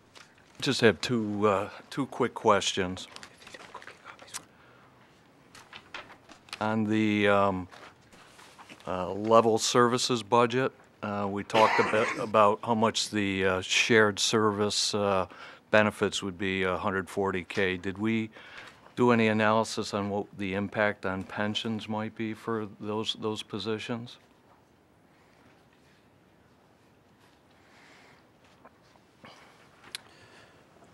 That wouldn't affect us in the fiscal year 16 budget, but anybody that would be added to the Natick retirement system, if they came in new, would probably end up paying for themselves because they're doing the 9 and 2%. If they transferred in from another district, then, we use an estimated 4.28% that we've used, and you can't really say, yes, it's 4.28%, but that's on average what we've used as a ballpark for any new person that comes in. But again, that would only be people who maybe transferred in halfway through their career, who might be at a lower rate or something like that. But if they're new, we pretty much think that they pay for themselves through the actuary. Thank you. The next question is around, I went to Department of Education and downloaded the units A and B contract August 26, 13 through July 31st. And in Article 9, Section 2, it reads, it is mutually agreed that neither increments nor adjustments are considered to be automatic. They are granted annually in the discretion of and by the vote of school committee. So with that as a background, are the steps, lanes, COLAs, and stipends mandated, or is there discretion in those dollar amounts? I don't believe there's any discretion in those. I think teachers recognize that if they earn them, either a lane that's earned by education attainment or step that's earned by seniority, then they've been granted it. And I think anything less than that would, our union would challenge any other interpretation of that. Okay, thank you. All set? Yep. Mr. Shoshanian. Just want to sort of follow up on that same topic. On the salary summary sheet, and obviously we've got salaries as certainly the biggest part of the budget, so we're going to need to look here a little bit. It's 5.94% on this sheet. If we took out all the new positions, what's the average increase in the salaries?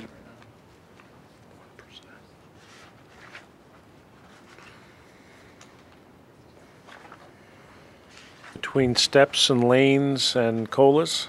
Right, so if the average person increase. The number is 165, 125. I guess divide that by.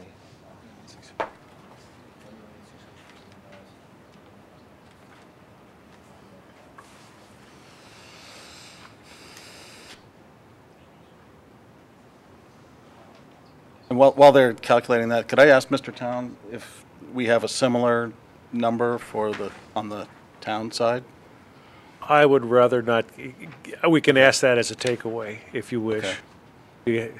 Mr. Town, did you get that takeaway? I'm sorry, I'm not here, Mr. Chairman. No, I did not, I'm sorry. What was it? The question is under union contracts, see if I'm paraphrasing, under union contracts between steps, lanes, now this is for the school, and COLA that are in the contract, what is the average increase of an average employee percentage-wise each year? So, Well, I would say we don't have any average employees. We're all exceptional. But Nice pickup. each union contract is obviously depends on what year they're in the contract and what we settled. So I don't know if it would be fair to say an average because we have 10 different union contracts making up a wide variety of people, but I could get you the percent increases of the cost of living adjustments, and as we've done each year, whenever we settle a contract, we give you any other costs associated with, for instance, our biggest one would probably be stipends for education or if we had longevity in the contract. So it's harder for us to do that on an average because we do have contracts with some longevity that are quite a bit different. We don't get longevity as non-union personnel, so if you try to compare someone like me to maybe a contract that had it, it wouldn't be a good average. But if you want a specific cost of living adjustment of what's there, we don't. I'm really just trying to get a sense of comparison here. I don't know.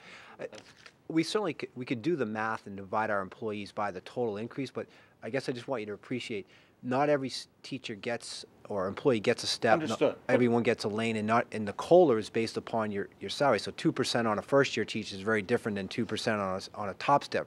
So if you want the average, just know that it's. I just want to know from that summary page, took out the new hires. Right now it's at 5.94. I didn't know what it was without those. Without any of the increases? Without any of the new hires being added, what was the percentage of increase in salary over last year's? Well, Yeah, they had that. $1,651,125. So And that do we know what percentage? $70 million total salary? 39. I think it was 39. over 42. That's the projected. You got to take that out. Yeah, you can. 41.5. Back out the new salaries. So drop that. What's 1 million?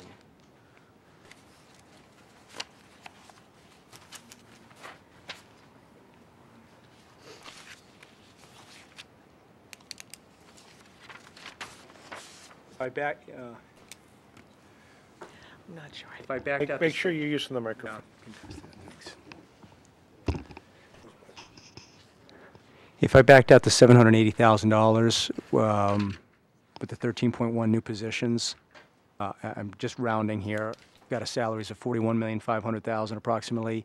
That would be an increase from the $39.7 million of about 4.37%. Okay. So just to clarify, that is a combination of steps, lanes, COLAs, and the change in the population of teachers, meaning less either people retiring or not retiring, new and versus old. Correct? Correct.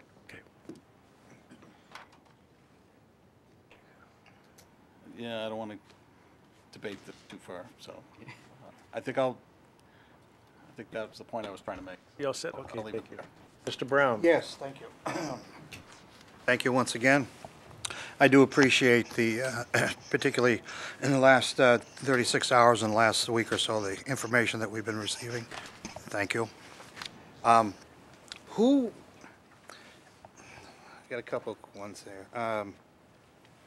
We have to educate our kids, don't we, our children? And the hardest part that I keep having is the hardest part that you keep having. Salaries. Is every position that's in the current budget, the one that you've given us, is that filled? Are they all filled positions? Yes. Every one of them? You have, if you look at the budget, you have a name, you got a person, you got a salary, you got a source of the salary. Okay. When I look at your, Except for the new hires. oh, yeah, Right, that would be a lump sum number. Right, I understand that. Yeah, thank you. On your FY16 salary distribution, you may or may not need to put it up. Going back to the paraprofessionals, what is the qualification for that? Or is there one? There is, we prefer a college degree. Most of our paras actually are certified teachers who haven't been hired, but at a minimum, a college degree. Minimum college degree. Do our teachers require a master's degree? They all have to obtain a master's degree within their first 5 years of teaching. 5 years. When I look at the biggest piece, the teachers, not to be, my question is, when I see a teacher, do I understand that to be a classroom teacher? Is there any other in this group that are not classroom teachers? In that pie chart? Yes. That's every instructional person. That's all our special ed teachers, that's our art, music, PE, I mean, in all of our so whatever your definition of classroom teachers is, but anyone who's in front of students instructing them, we would classify as a teacher. Okay. Now, I may have asked this question at the subcommittee meeting. Every position that we have right now, is that being evaluated to make sure that they're still needed positions with advancement in technology and particularly with the laptops? Are we keeping a close eye on that? Closer wouldn't be even the right adjective. Especially when you have years like this with, you're looking at a budget. I pull out, just for an example, I will pull out the page for Ben Hem, and I will sit with that principal, with Dr. Nolan and Mr. Love, and I will go down the list on everyone who's listed there. And we do that annually, actually, but in years when it's like this, we push hard. What triggers an extra personnel? 0.5, 1, whatever. What triggers that? An extra salary? What triggers an extra Depend on what person? the salary is being added for. It could be class size, could be mandated services if it's in student services. If it's special ed, it could be something we have to add. Is there a more emphasis on classroom size than actually providing the education that's needed? I think those are almost synonymous. Okay, so, okay, understand that. Because that's obviously that portion of the puzzle, which we need the teachers. I'm not denying that. We got to educate our children. And we got to pay for it. Someone paid for me, so we got to pay for it. But that's the, that's the portion, as we know. Still paying for it. Yeah, I am still. Yeah. No, we're paying for it. My student I'm loan. sorry, that was My student loan from high uncalled for. school. No, My I fault. know. All our names are going on. Someone suggested I take some adult education courses. All I right, didn't so know what they- anyways, answer your question, I'm sorry. So that's the biggest portion that it just grows exponentially. I mean, it's compounded. What can we do? I mean, are we doing hiring? Are hiring practices right? Are we competitive without being on the high end of, competitive as far as salaries go? Are there other positions that maybe we could morph into teachers? You talked about the paraprofessionals. Could we cut back a little bit on that staffing and those type of things? Do you look at all that stuff? We do. Most, if it's a teacher, you have to be certified and highly qualified to teach and provide direct instruction. So in essence, a para can't do that. So you need teachers for certain disciplines, and paras have a different responsibility. And there's no overlap of duties? That really is a little, okay. Okay. I appreciate your time tonight. Thank you. Yep. Anyone else for the first time? Mr. Friedman? And then Thanks. Two questions. I want to go back to a previous question on regarding the impact of new hires on the pension side. The answer I heard, I wanted to clarify that because I thought teachers do not hit our pension system, but non-teachers would. So is there additional information that we should hear about? Well, you should hear that point because obviously most of the people we hire contribute to Massachusetts Teachers Retirement Board. 11% of their salary goes directly into that. Does not impact the town retirement system at all. So it would be anyone who's not certified, which would, on most of the list here we're providing you are people who would not impact that. Okay. So perhaps as a takeaway then, when we have that list and we're defining what the impact is, if we could take that distinction into account, that would be very helpful. Yeah, good idea. Thank you. The other question I had is one of timing. Understanding that Mr. Hurley is real busy these days, what I thought I heard before was the update was on the detailed line items that are in the town's budget book. What I was wondering about... This was the ones that was sent out to us. I'm Not the town. I'm not sure what that means. Okay, there was a memo that was sent out, and I forwarded out, called the Natick Public Schools Department. It was basically about 6 or 7 pages, Okay, or so- 3 or 4 pages. Okay, This one. That one, okay. This is the equivalent of what was in the budget book last year. In the municipal budget book. It was it was in our recommendation book. Yes, Yes. that too. Sorry. When you say municipal, I keep thinking the town's budget. No, was in the recommendation book. Yes, you're right. Yes. Well, so what I'm curious about is whether there'll be a comparable update to the Natick Public Schools budget book that's on your website. Is that one going to be updated, and at what point? Because like many others, I want to go into the line items again and see, what are those changes? Where are they changing? How are they changing? And still, in my head, does anything jump out? So I want to see. I've been looking at the original. I'm wondering about a revised version. Not this document, obviously this document, but you want the budget book also revised. I'm asking, is that what you intend to update, or are you just updating? Sure, one we you just held typically up? do it once and then we do it when it's finalized, but if you'd like it updated prior to that, we can do that. Well, I personally, I was hoping you would. Okay. But if you had other plans to get that information out, I'm okay with alternatives. But when we talk about reviewing the NPS budget, right, I look to your source as you've been providing it in the same format for a while, and I also look at the one that the chairman was talking about that appears in the recommendation book, and the one that Mr. Town receives to put in the municipal side. So I'm looking at both really, and I'm just I was wondering, do you intend to update just one or both? We will do both. Okay. Not a problem. Thank you. Welcome. So my next question is time frame?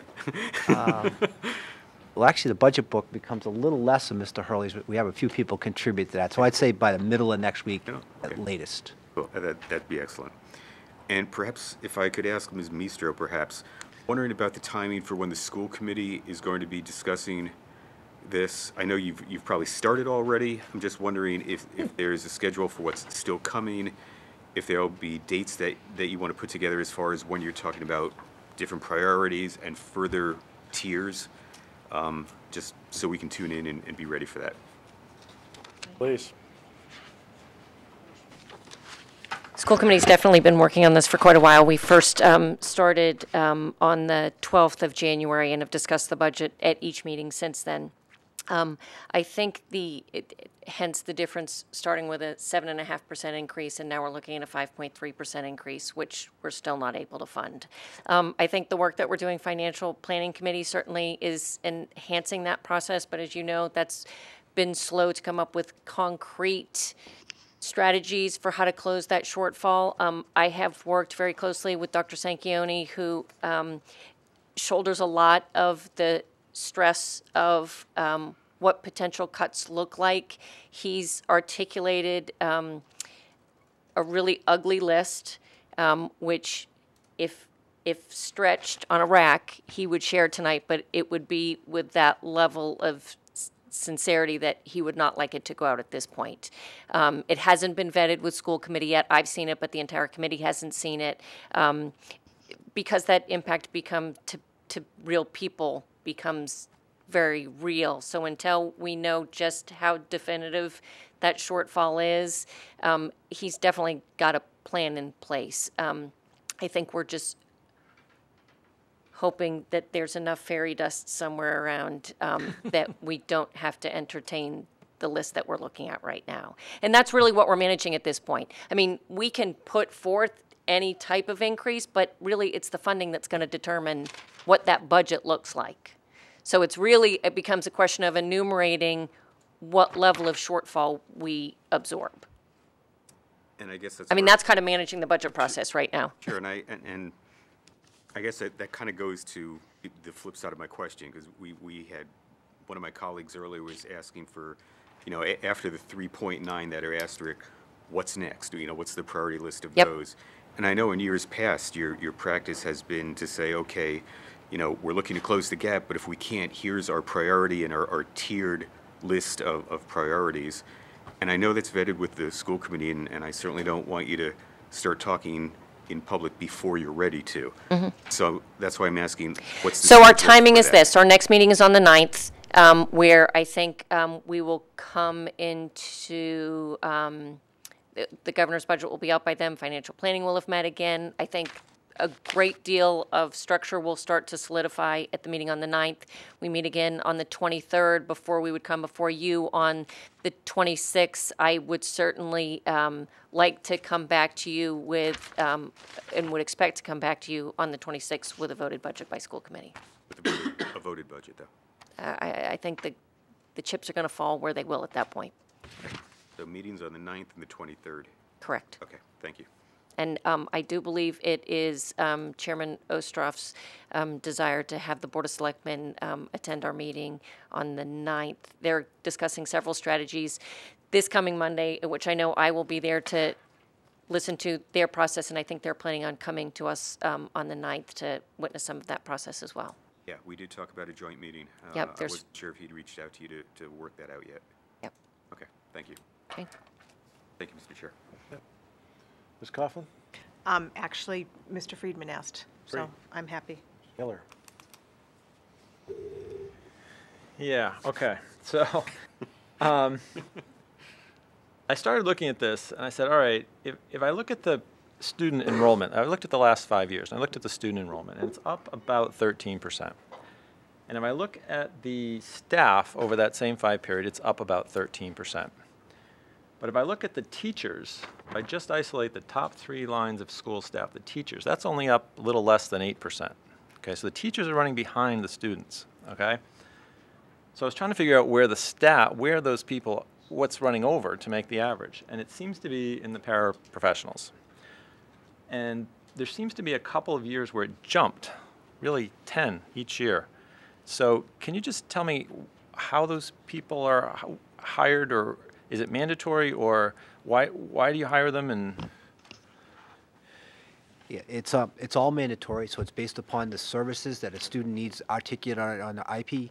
So it could be a student who is emotionally disturbed or behavior and has to have a para with them. It could be a student who has a trach and has to have a para with them. It could be a student who has severe diabetes, has to have a para with them. So there's no discretion. That's whatever you've got, that's what it, and it Right. just happens that during those 2 years, you had a big explosion of those people. And so what's happening, and we all can appreciate this, is that modern medicine is really a miracle worker now. And we have students in the public schools you wouldn't have seen 5 years ago. Students that normally would have been outplaced at much higher tuitions and things like that. But because of the services and the things that doctors can do and medicine and things, these students are now populating the public schools. And so we're just seeing a plethora of that. And then just also factor in that, you know, for every student, 100 students we take in, 15% of them end up on an IEP, if we use round estimates. So again, that would generate the para increase. And just help me with my math. I kind of did the whole budget, and 77 was salaries, and then 6% was paralegals, paraprofessionals. Was that about $2.5 million? Does that sound about a right number? I didn't get out the whole question. See, I'm just trying to figure the actual number that's that bucket in your budget is the paralegals. Is it about $2.5 million? Does that sound about right? I don't need an exact number. I'm just. You know that? Why not? Because that's an important point. That is draining your budget. I just want to be careful. We're not getting down, as I said earlier in the beginning of the program, we're not getting down into the budget itself. We're sort of focusing on the presentation. I'll let you ask this question, but let's not just. These numbers are in their presentation. The staffing levels are in their presentation. Not the detail of them. But that's what I said. You asked the question, and I just don't want to start getting down too far into the detail in the budget. Because the budget numbers, we'll be getting new budget numbers. If you don't have that number off the top of your head, don't look it up. That's fine. I was just doing some backward math and got into it, and if you just happen to have it, that's fine. Let's see if they have it. Let's see if they have it. Because, well.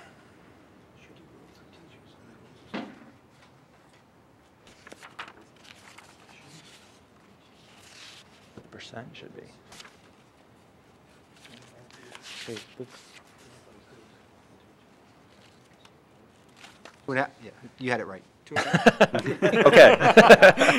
Of which we had no doubt. Okay, that's fine. That's all I was wanting to explore a little bit. I'm good. Anyone else?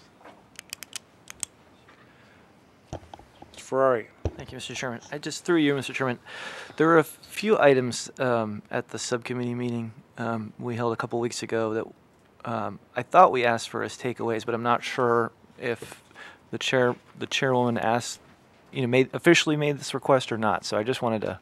If you want to add a few takeaways so that they have them, absolutely. Follow up on them. I'd rather give it to them now and let them work on it. I think Mr. Brown asked for like a comparison of school versus town budgets in the comparison communities. I don't know if that was asked for or not, but I wanted to follow up on that because it was discussed. There was gave that. That was that color-coded document. We got that? Big spreadsheet in colors, yeah. I'm not sure I saw it. I apologize. Okay. Great, thank you. We also discussed the technology presentation that was coming up that hadn't yet been given that we would hope to get. And I could even ask, I'm happy to ask about it now, but I just, in terms of getting a better sense of what the technology budget is, I know now it's potentially changed, so maybe it's not appropriate, but some better breakdown of the proposed technology budget would be. I know we talked the overall number and so forth, but I'm not sure what. So you want to break instead of just at the detail, provide a little more of a breakdown. That'd be great. Okay, great. Thank you. Add that to the takeaway. And then one other takeaway. We talked about school choice for some time, and in-district additions. The superintendent mentioned they're very discerning about in-district transfers. There was a discussion about courtesy in-district placement for NPS staff, and I think we asked for some information about that, a historical breakdown of how many in-district transfers there are as professional courtesy, and I'm hoping we can get that as well. Okay. Placements, rather. No, that could be takeaway. Yeah.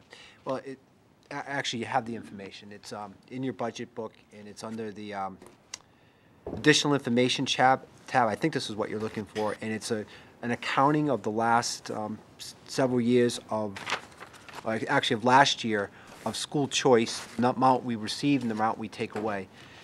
And our point on the could you point out what page that is? It's not numbered. It's the last tab in the book. Yep. And if you just flip in. It's the second to last page in the book. Got it, okay. School choice tuition summary? Right, so this is last year, it's the amount of money we received. Oh, okay. And the amount of money the people who are leaving that comes off the cherry sheet. We certainly can give it to you historically if you'd like it year after year. But the point about the staff members' children who come here, it's not a courtesy. We claim those children, so they're in this total. Prior to becoming a school choice district, if a staff, and it was always a courtesy to allow staff to bring their child here, we did not receive choice funds, but as soon as we became a choice district, we could claim them and still provide that courtesy. So it was a win for us to capture that revenue. Okay, I understand that. I guess what I'm asking is, we've got an aggregate amount here, right, in terms of additional FTEs. We don't have a breakdown, right, of the actual numbers of children, right? Well, it's got the... That's the aggregate amount of all school choice that we've accepted. It's not those that are associated with our professionals. You want us to break that down that way? Yes, okay. I would like to see that. Please, thank you. Okay. All set? I have another follow-up question, if Okay. I may. I apologize if I missed this earlier when Ms. Collins was asking about the revolving funds. But did you happen to indicate which ones you're particularly looking at as potentially having identified the $100,000 that you're potentially? Which revolving accounts? Yeah. I didn't articulate it. However, I do know which one. Okay. Want to know? I'd love to. Thank you. Appreciate it. ASAP. Okay, that's what I thought. So I have a question about that. So those funds, how does that work? Or does the funds that are in the account, do they support all of the after-school programming that's in any given year, or and so this is excess? We've got a full we've got a full set of programs, and this is still an excess that we could be doing more. Or what I'm asking is, I guess, is would any service suffer? Would any potential after-school programming suffer by accessing that $100,000? No. Okay, great. Absolutely not. Great, thank you.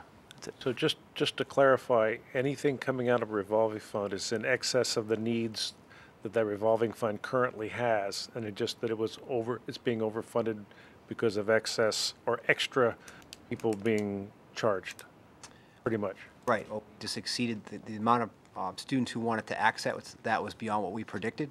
That's what I'm getting at, the excess students.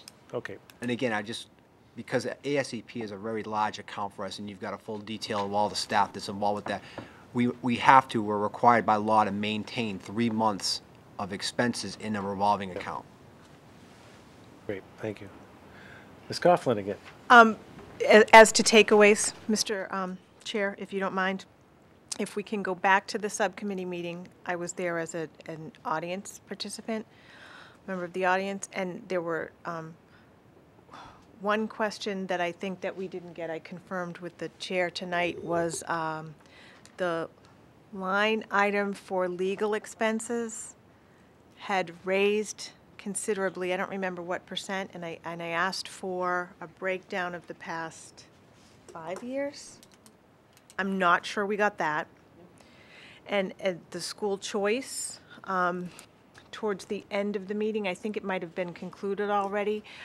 Ms. Mistro indicated to me that she was going to try to find out with if I remember correctly, the McKinney-Vento students that chose to not go elsewhere and stay the whole year, did they become part of school choice? Yeah, that was just that was a question. That's a simple answer. Yeah, no, and then I have one other takeaway from tonight, if you don't mind. Oh, go ahead. There was reference on the subsidy, the school bus subsidy, about some kind of munis items, line items, I believe. And can we get a printout of the school munis line items? Well, that's actually what this Natick Public School thing is. It's off of Munis.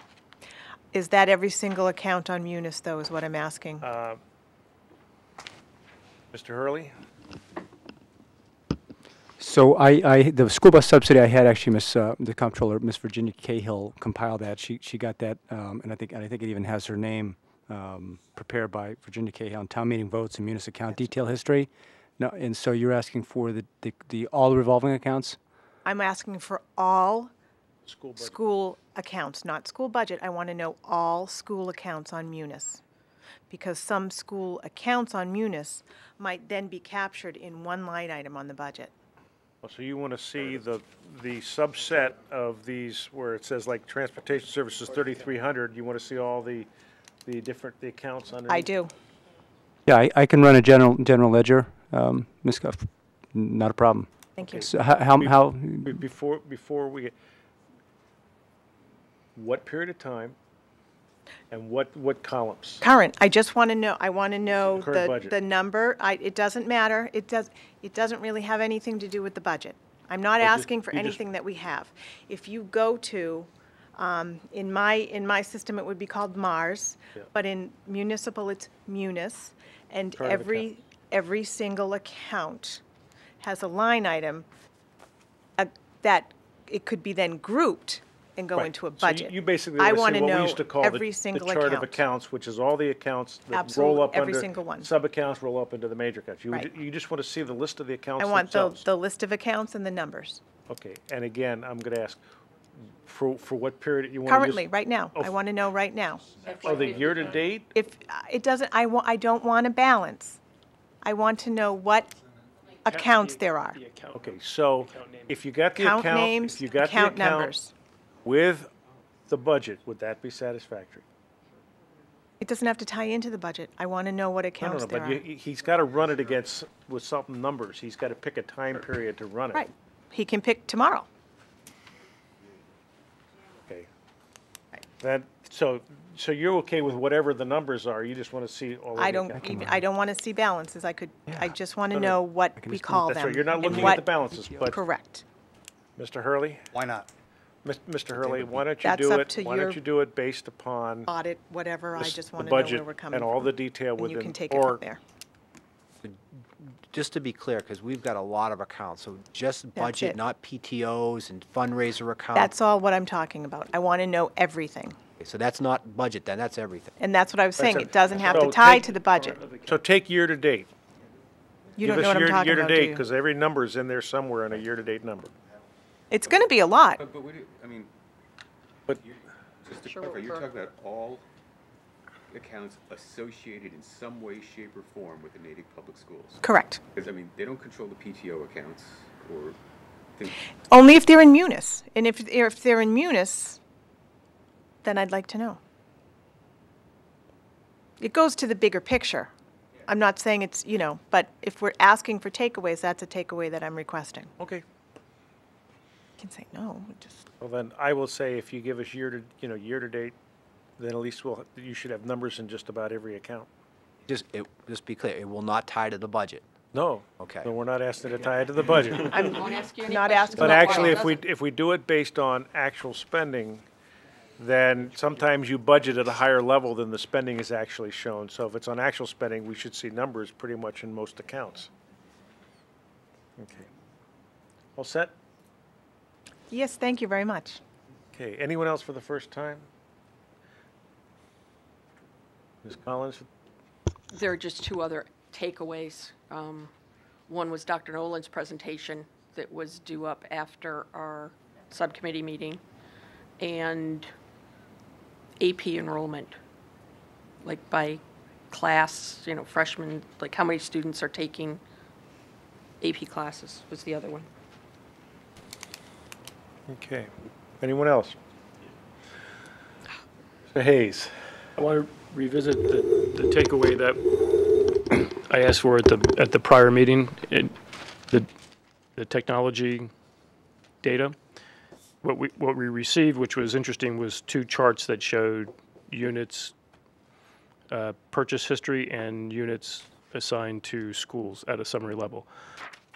The data that I asked for, so I'm going to resubmit the request, is the extract of the database, which is what we received a year ago. And so for every device item, it shows essentially the asset information, the ID, when it was purchased, the machine type, had the serial number, who it was assigned to, et cetera, et cetera.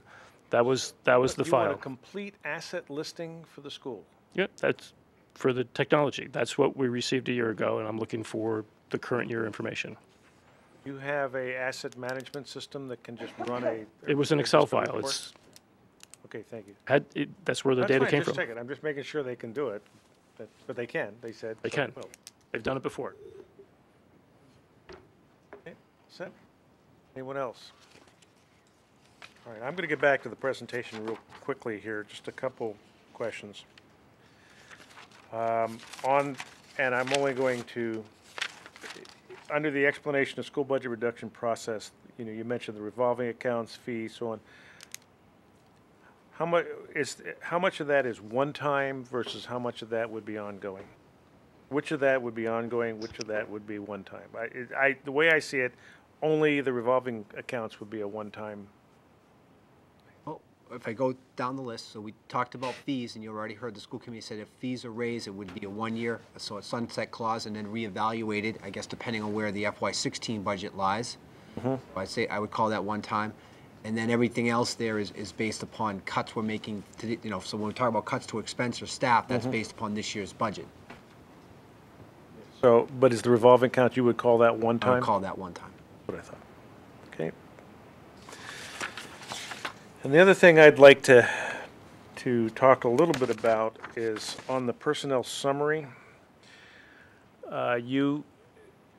You write that the current appropriated budget includes 617 FTEs.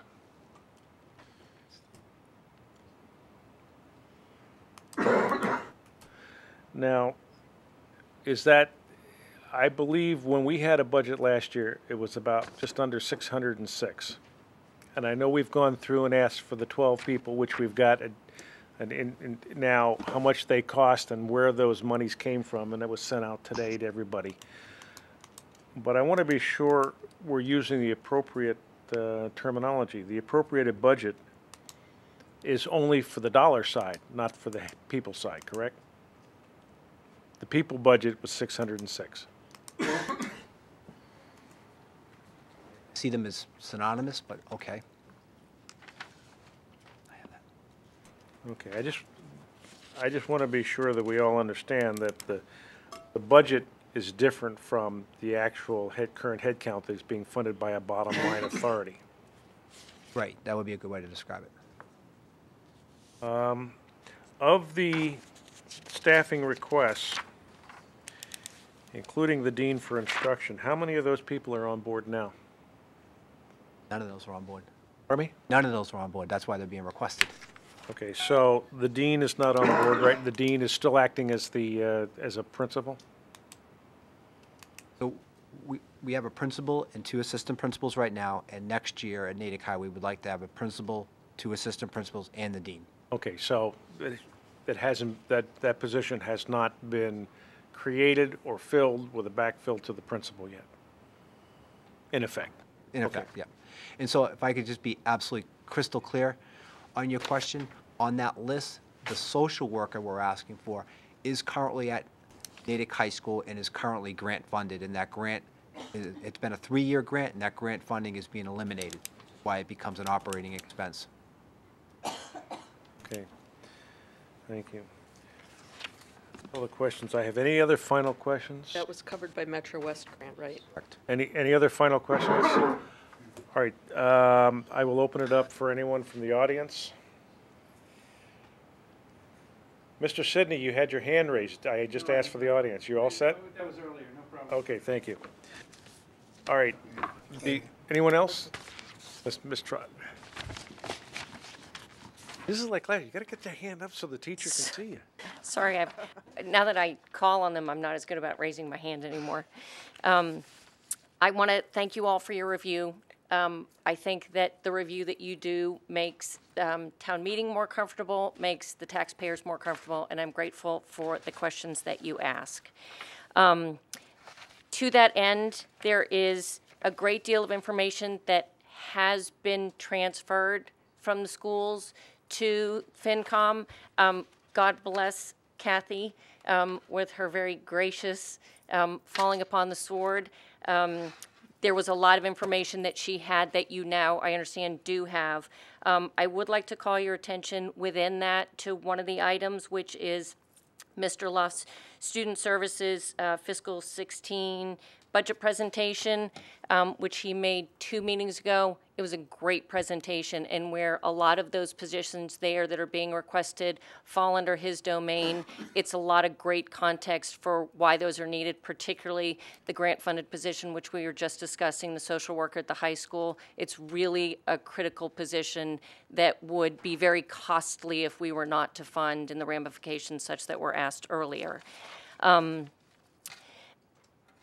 Additional information has been requested. I have every confidence that you will get that information.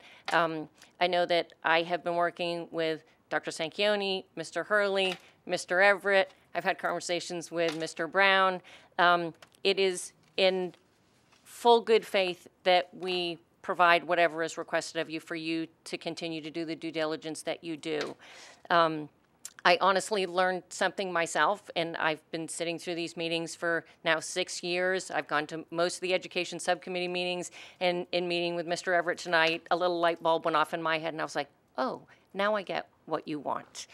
So sometimes it's a difference of how we look at things in the policy overview that we do versus the more financial investigation that you do. If a question hasn't been answered, please ask it again, and we'll get you the information in the manner in which you need it. I would like to say that within that information is the dollar-for-dollar funding of where the additional positions that were hired from the approved fiscal year 15 budget and what you're seeing now. That explanation is there, where those came from. I know that that is has been an issue. I appreciate why it's been an issue, and I hope that explanation will help to clear any confusion about that. Bottom line, I would just like to highlight the real impact of all the dollars and cents that we're talking about.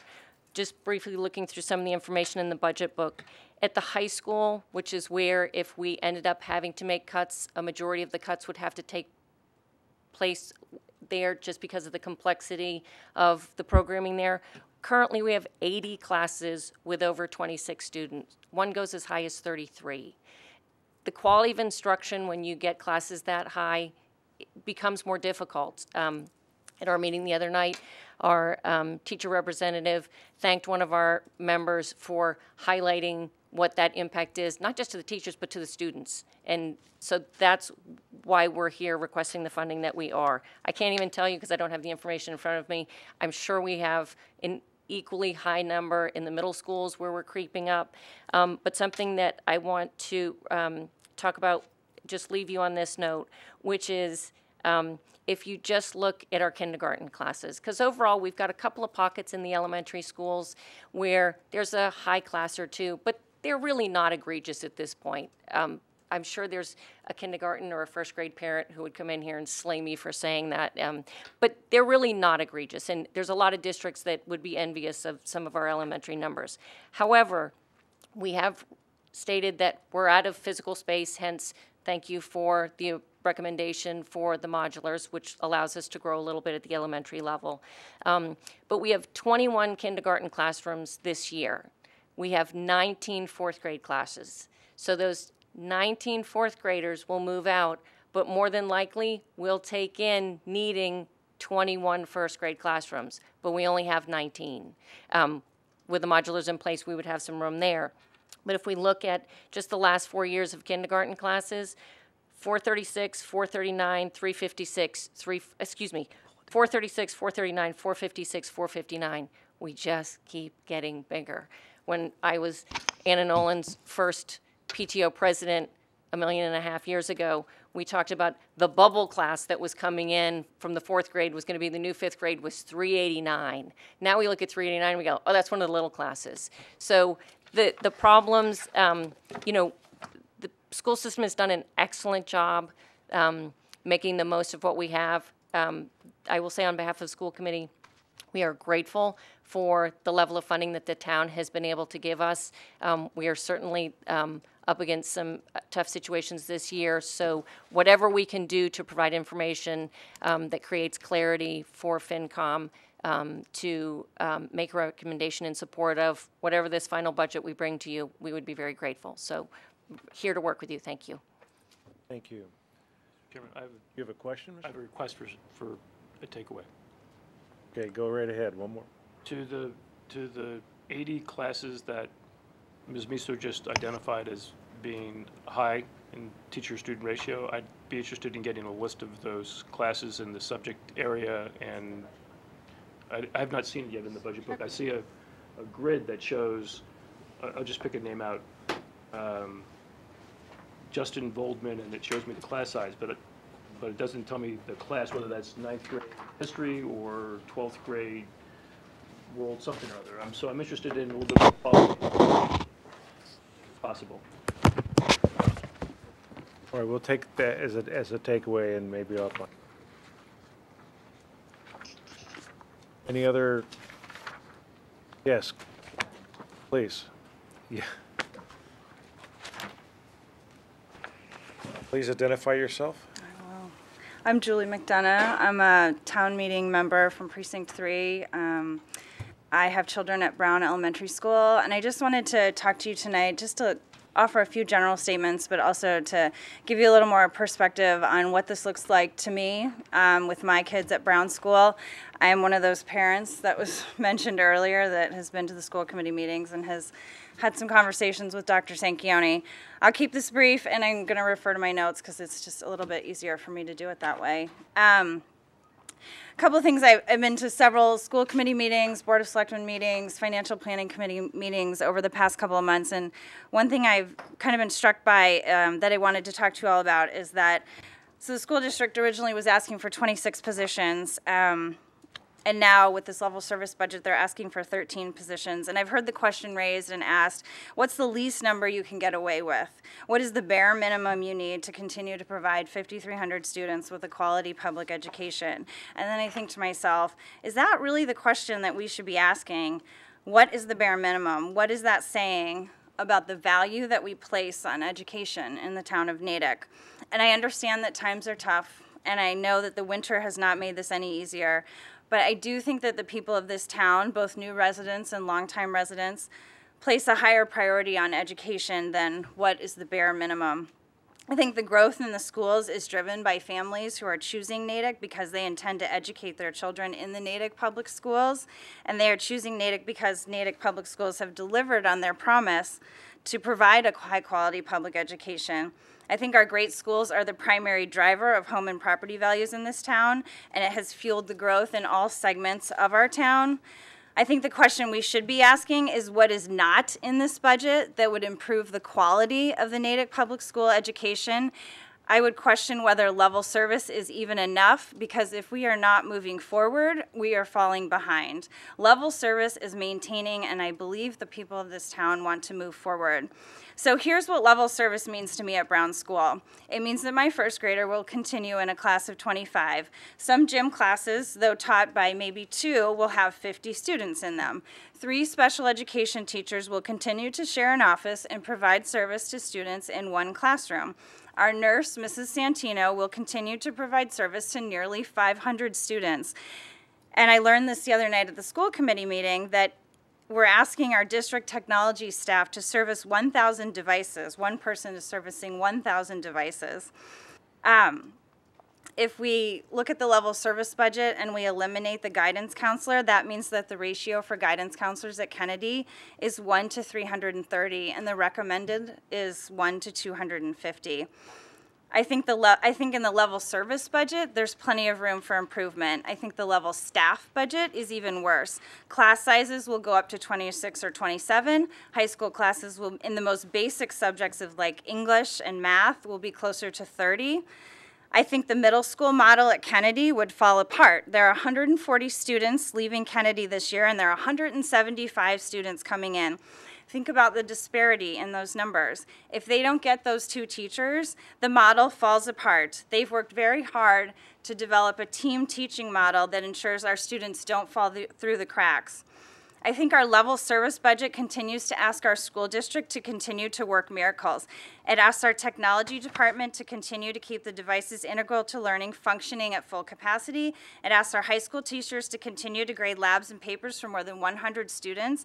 It asks our elementary school teachers to give our kids the foundation of learning in a classroom that is bursting at the seams.